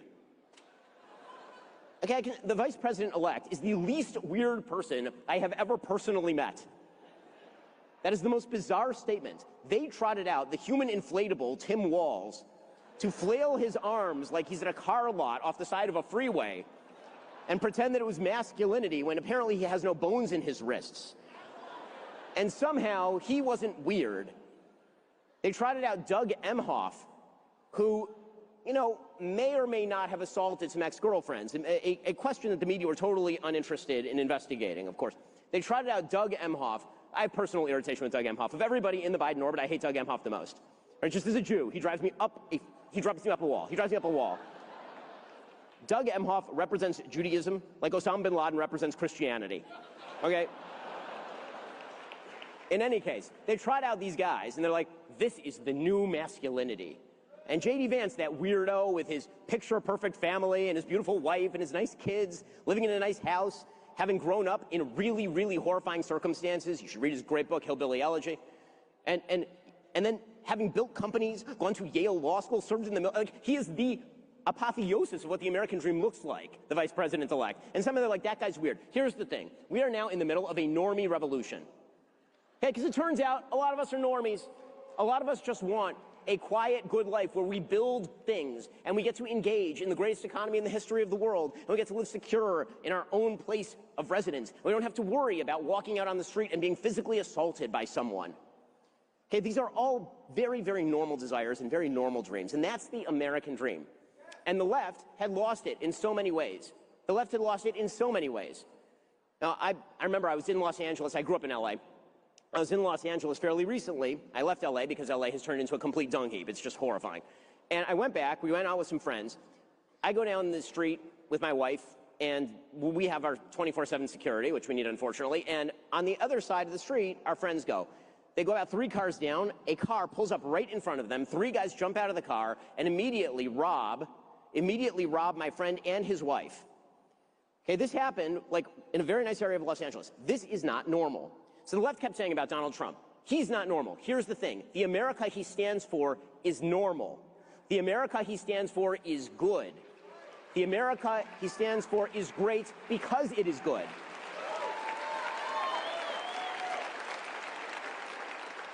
So that's why I'm in a good mood, because we're actually winning. But here's the thing. Winning requires constant work. You know, one of the questions that my business partner and I constantly ask ourselves when it comes to the success of Daily Wire, and thank God it's been unbelievably successful, one of the questions that Jeremy Boring and Caleb Robinson and I, we all ask ourselves is, are we good at this, or is everyone else just not very good at this? And the same question should be asked in politics on a constant basis. Are we really good at this, or are the other guys just really crappy at this? Now, let's be real. The other guys are super crappy at this. Okay, they literally ran a corpse. And then when it turned out that everybody found out he was a corpse because he died on stage with President Trump, they then decided to swap him out for a potato of a human. A person who is physically incapable of uttering coherent sentences. And so I think the question we have to ask ourselves is, how do we retain the momentum? And the answer is, we do the right things. We do all the things that President Trump has already promised he's going to do. And here's the thing, I think that he's going to do all those things because President Trump keeps his promises. Now, I've talked about this before. My evolution, I have evolved on President Trump, as many people in this room know. In 2016, I didn't vote for either candidate because I didn't know if President Trump was going to be conservative. And I said at the time, I doubted that he would. And then, right away, he nominated Justice Gorsuch. And I put on a MAGA hat like 1 month into his presidency. And then in 2020, obviously, I backed him and I supported him and I voted for him. And in 2024, I backed him, I gave money to his campaign, I fundraised for him, I campaigned in 6 states, I went with him personally to an October 7th tribute, right? I do all, and that's not because I'm doing anything great. It's because he is doing something great. And if we back him, and if he does the right things, which I think he will, I believe he will, I actually know he will, if he does those things, then he is totally correct. America will be great again. The great American comeback is on. A new golden age is just beginning. Alrighty, so, okay, so now we have like 16 minutes of fun. Let's do some Q&A, because it's more fun. There's some microphones wandering the room. I love you, man! Thank you, I appreciate it.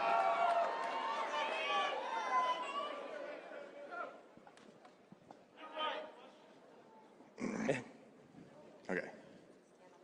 Hi, Ben. I appreciate all the work you've done with the Daily Wire and everything. You're a great guy, Ben. Look at this guy, great person. So, my question for you is, when you talk about Trump's and his economy policy, I think the biggest thing that I hear all my friends and everyone talking about is tariffs.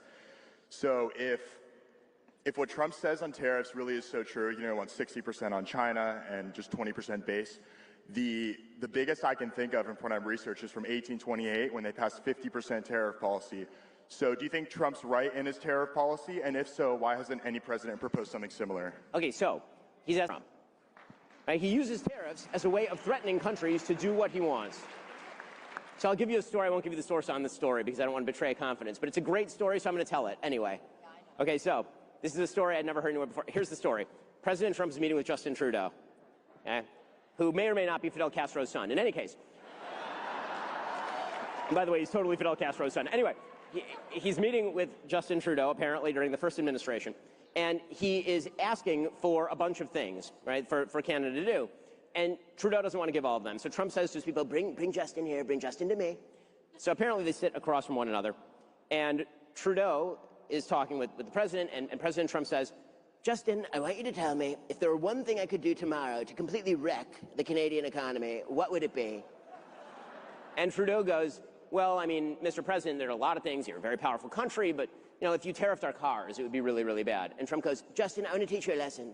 The first thing not to do in a negotiation is answer the question, if you could do one thing to destroy me, what would it be? So, of course, President Trump continues, I don't care about Canada. I only care about America. So I'm going to tariff all your cars unless you give me what you want. He got what he wanted. Okay, that's how I think President Trump thinks about tariffs.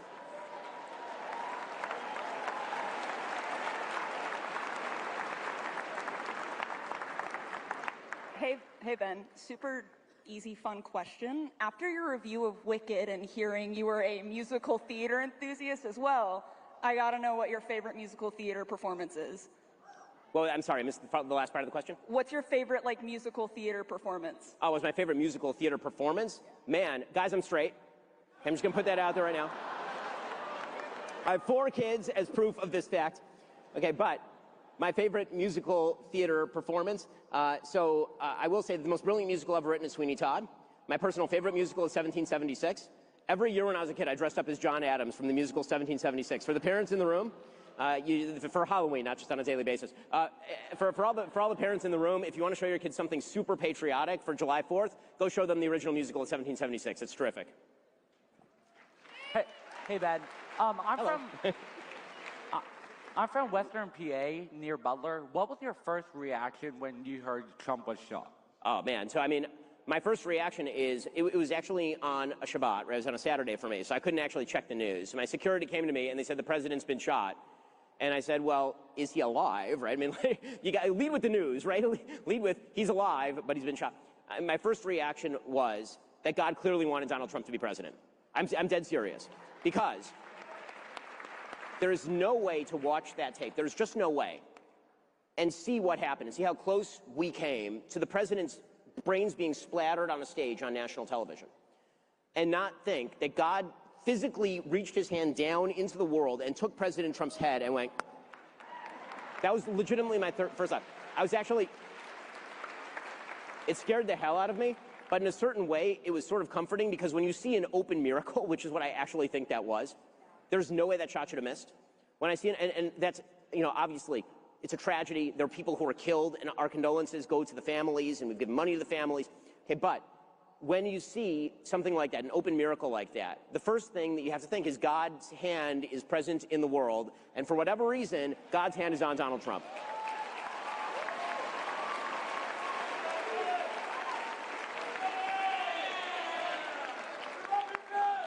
So I actually have a much more difficult question, unfortunately. With President Trump coming in, how do you think he'll support Israel's war against Hezbollah and all their enemies, and how do you think that will go? Okay, so I think that President Trump, when it comes to the war that Israel is currently waging against Hezbollah, waging against Hamas, as I say, President Trump's metric is winning. Okay, and because he wants America's allies to win, and Israel is an American ally, I think that he will stop slow-walking aid to the Israelis so they can finish the war and finish it fast. He's expressed this many times over. This, by the way, would be the proper solution, given that Hamas is an evil terrorist group that is currently holding 4 American citizens hostage, and Hezbollah has killed literally hundreds of American citizens, and Iran has killed thousands of American citizens. Now, I don't think that President Trump wants heavy involvement in the Middle East. In fact, I know he doesn't. But this is the beautiful thing about having strong allies. When you actually allow them to do the things they have to do, they win. And what Israel is doing right now is winning, and that is a good thing. It is a good thing for the world that Israel is winning. I have a kind of controversial question. Who do you believe the greatest pound-for-pound fighter of all time is? I'm sorry, the greatest? Pound per pound fighter of all time. Oh, wow, the greatest UFC pound-for-pound boxer of all time. Ooh, I mean, strong case for Sugar Ray Leonard. Strong case for, I mean, Rocky Marciano obviously has an undefeated record, but he didn't really fight that many great fighters. But, you know, I'm not sure how many people are into boxing arcana, so we'll leave it at that. Hey, so my name is Sam. One issue that I'm seeing here that I don't think is getting enough attention is the fact that India and Pakistan and various other countries like that are getting billions and billions of dollars from scamming Americans through robocalls and scam calls, and I really don't think it's getting enough attention. And what can we do about that? Well, I mean, I think first of all, when it comes to, you know, powers like India, certainly we can use economic leverage to get a crackdown on those sorts of activities, and I would hope that the president does a lot of those things. I think that he will. I also think that when it comes to, you know, the intelligence community, there are things the intelligence community can do in gathering information about the criminals who are currently perpetrating this sort of stuff, which is why, for example, Tulsi Gabbard should be approved as DNI.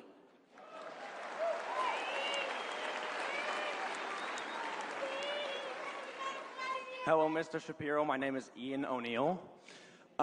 First of all, I want to thank Mr. Kirk and you, because I used to be deep blue in my ideology, and I used to be a self-proclaimed socialist. Well, thank you.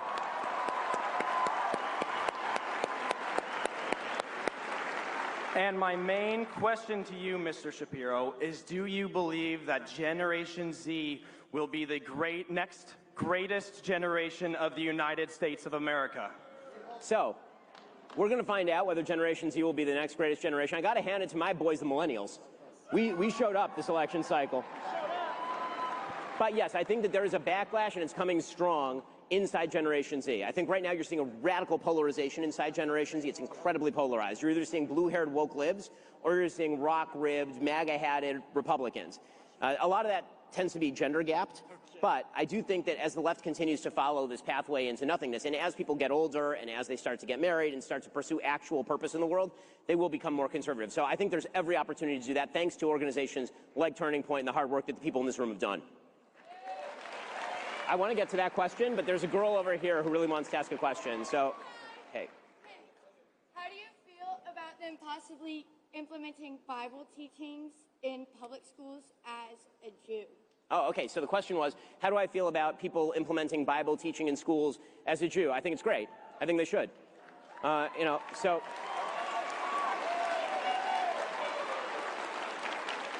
The Bible is the seminal document of Western civilization. You literally cannot be literate without knowing the Bible. The fact that everyone is treating the Bible as just sort of another document or as just a religious text misses the entire point, which is that all of America is built on biblical values, all of it.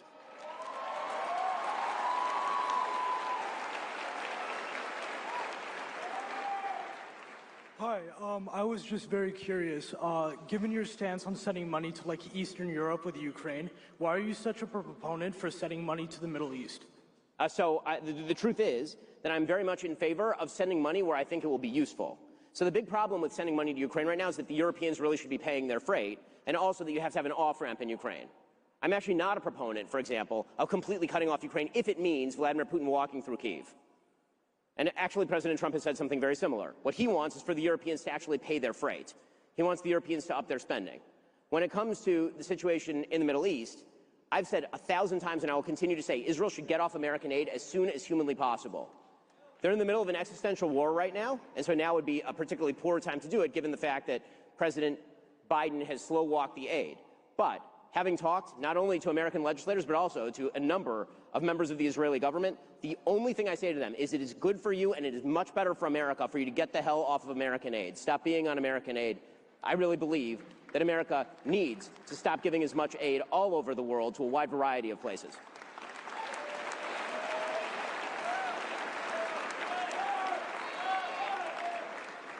Oh, sorry. Yeah, you go and then we'll get this guy. So my name is Kaiser Williams, and that my first name is offensive, and that I should be called by my middle name. Do you? But no, I figured not. Like, why would, that's so stupid. There's so many great names to take offense at. Like, for example, Cardi B. Yeah. She's staying right there. Okay, so the question was, who's going to be a Democratic nominee in 2028? I don't know, man. That bench is looking real thin. I mean, not the Democratic nominee in 2028, guys. The Democratic nominee in 2028. Well, let's see. Who do they have? They have the mayor of a small town who is gay and likes choo-choos, Pete Buttigieg. Kamala might not go away. She's talking about running again, which, God willing, you know, I will donate to that primary campaign. I would love to see her try. There's been some talk about J.B. Pritzker, who has to be lowered into the Illinois Capitol by crane. There's been some talk about the genderless Ken doll that is Gavin Newsom in California. Again, this is... And, of course, there's the somewhat routinely wasted-appearing bartender AOC. So it's not like an amazing... It's not an amazing bench, is I guess what I'm saying right now. I have no idea, but none of them look particularly good. Hi, Ben. My name is Grace Hosmonic, and I want to thank you personally for making me a conservative. I was a socialist and an atheist for 10 years, and because of you, the people of Daily Wire, I became a Christian and a conservative.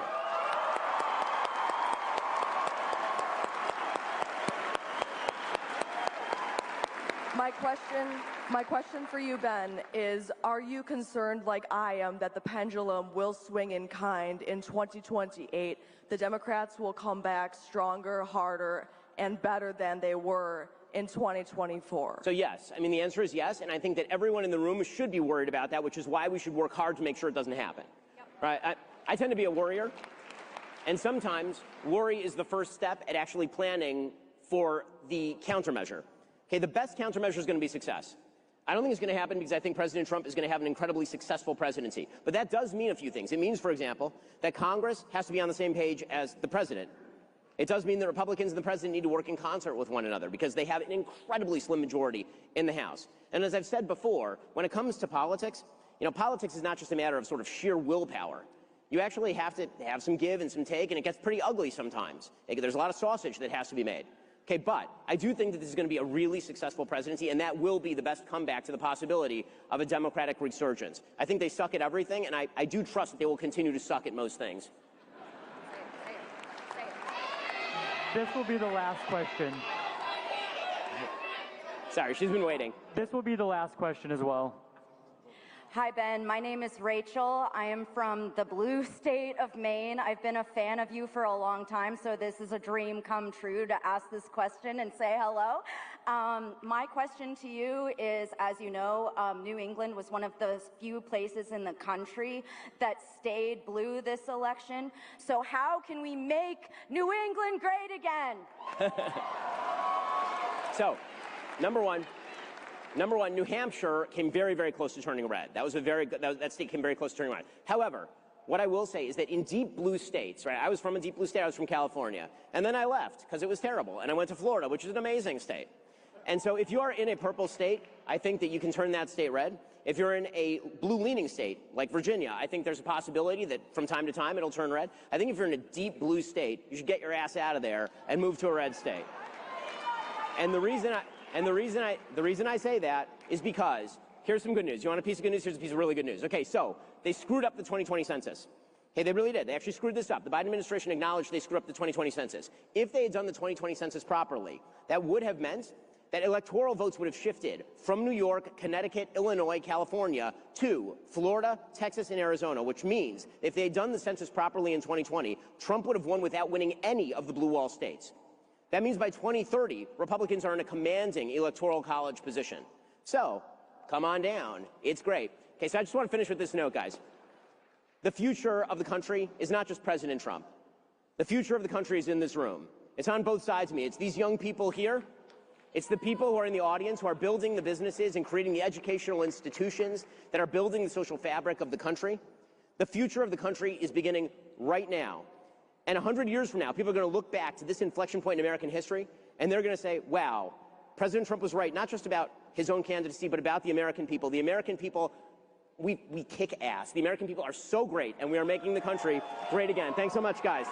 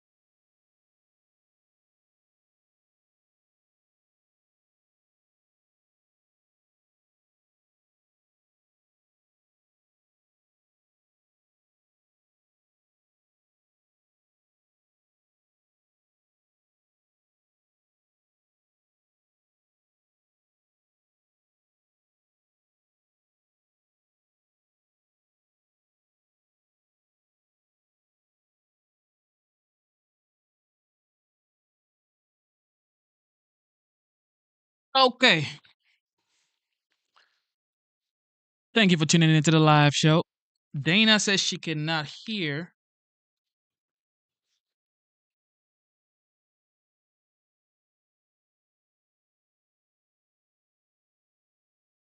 Oh, Dana, I see what you're saying. Can you hear my voice? Dana, can you hear my voice?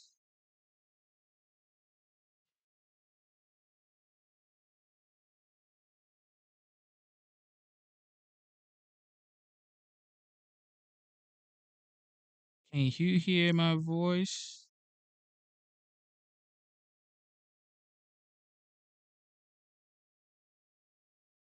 Okay. Nevea says your audio is fine. Who else? Okay. Thank you for tuning in to the live show. You know what time it is. It is your boy Genesis. Thank you for tuning in. Instead of looking for perfection, seek for consistency. Never give up on yourself. Never give up on your dreams. Never give up on God. Believe in yourself. Believe in your dreams. And believe in God. Navia, this is. Oh, she says she hears me, not just the video.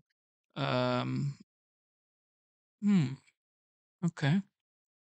All right. Okay. Well, Dana, this video went. The video went quiet. Dana. Ah. Let's see.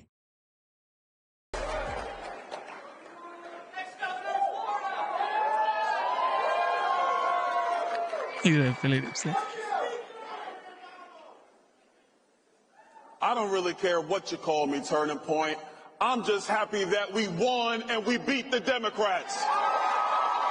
Can you hear this? Let me know if you can hear this.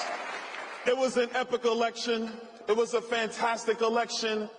This lady came out there. Her name was Kamala or Kamala or... I'm sorry, that's... You know, when you win, you get to have a little bit of fun.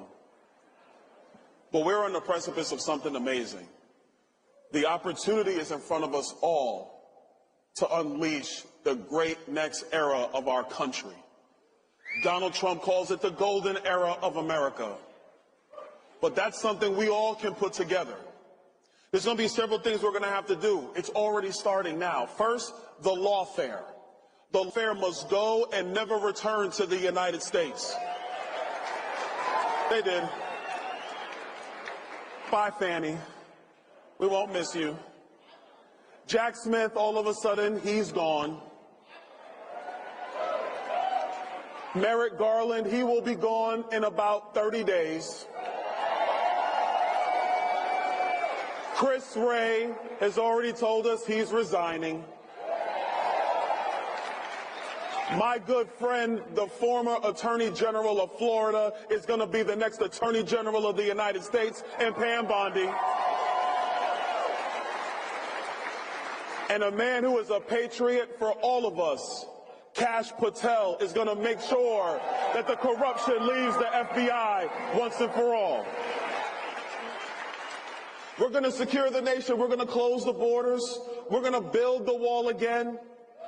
We're going to start the largest repatriation force in American history when we repatriate illegal aliens back to their home country.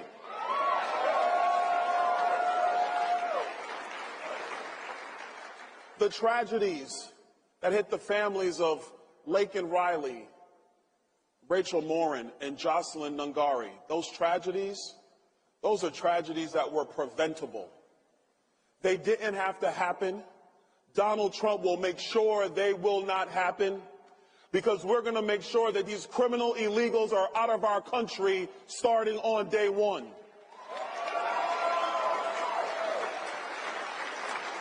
We're going to shrink the bureaucracy. We're going to go through the bureaucratic state. We're going to say to them, no more of your foolishness, no more of your overregulation, no more of your wasteful spending. That ends now.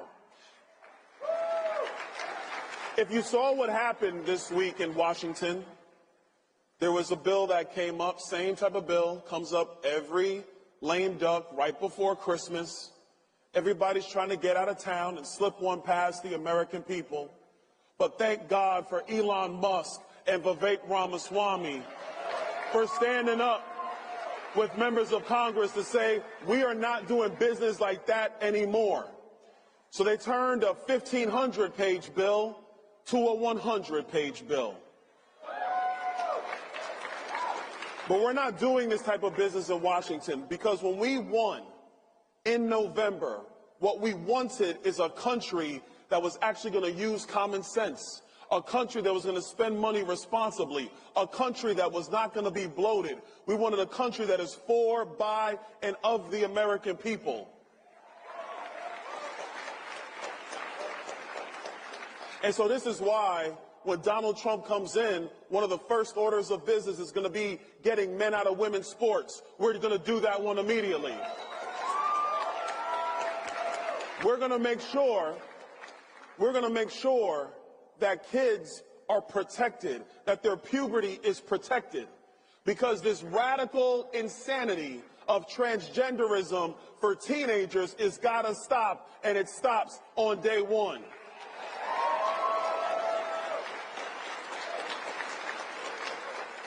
Now, that's all the fun stuff. Let's talk about the real stuff. We wouldn't have had this election victory if it wasn't for all of you. You all collectively did the work that I can't do, that Donald Trump can't do, that J.D. Vance can't do. You were in your communities and your schools and your colleges, talking to your friends. You were knocking doors and making phone calls, talking to your neighbors. Oh, we got a phone call over there. Hey, man. You were doing that work. But see, if you want to have the golden era of America, yes, it starts in about a month, but it doesn't stop there. What's in front of us is the largest political movement that this nation has ever seen. But that movement starts working also in about a month. You see, if you really want to win the future of our nation, it requires building the relationships that we need in every community in America. It requires the advocacy we must have in every community in America. It requires having people decide, you know what? These people who wear red hats, or these people who go to Turning Point, or these people who call themselves America Firsters, or Tea Partiers, or they want to make America great again, they're just like me. They want common sense to reign in America.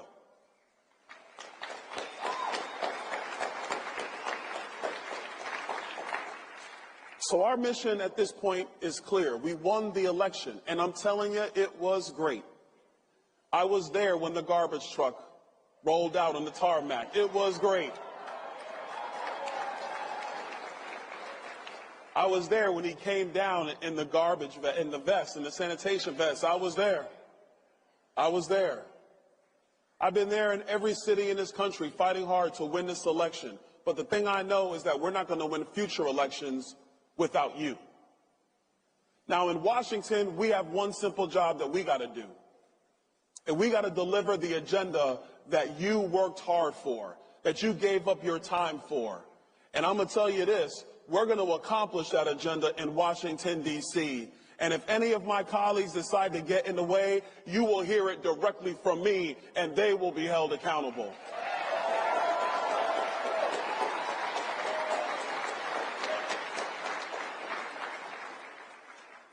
I'm 46 now. Yeah, I know, I'm getting a little older. I'm getting a little older. But you know, black don't crack, you know. Black don't crack. Sorry, folks, it's a thing. We keep it together. I decided to get into politics because I truly believed in this country. And I figured that I had time and ability to do something about it. And my life has gone and done, has changed in so many ways, and I've been able to do so many amazing things because of just taking that opportunity, taking a leap of faith to decide and to go out there and putting my name on the line, and frankly, putting my family on the line to fight for this country. Thank you. And I want to tell you, it has been worth it. Every sacrifice, every 6 a.m. flight, every 1:30 a.m. into the hotel in the town where the campaign event starts the next day, it's been worth it. And I want to challenge all of you here. If you commit yourself to ensuring that the golden era of America doesn't stop with one election, I promise you, you'll wake up at 46 years old and you'll be like, man, Byron was right. This is the greatest thing that could have ever happened to my life. We got a great country. We have an awesome people. We have a terrific message. And let's just be honest, we are right and the Democrats are just crazy and wrong. So let's stand together. Let's continue to fight for this country. God bless you. God bless America. The golden era is upon us. Let's get it done.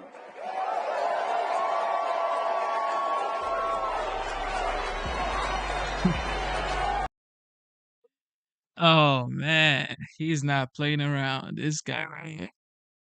Anyway, shout out to Byron Donalds. He has a bright future in the GOP party. That is 100% facts. 100% facts.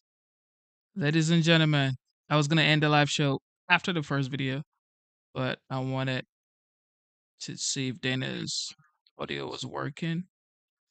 But yeah. Thank you guys for tuning in. The show was a successful one, and thank you for being here.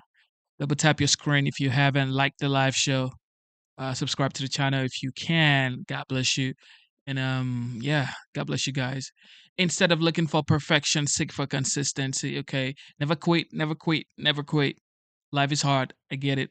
But you are already in pain. So just get a reward from it.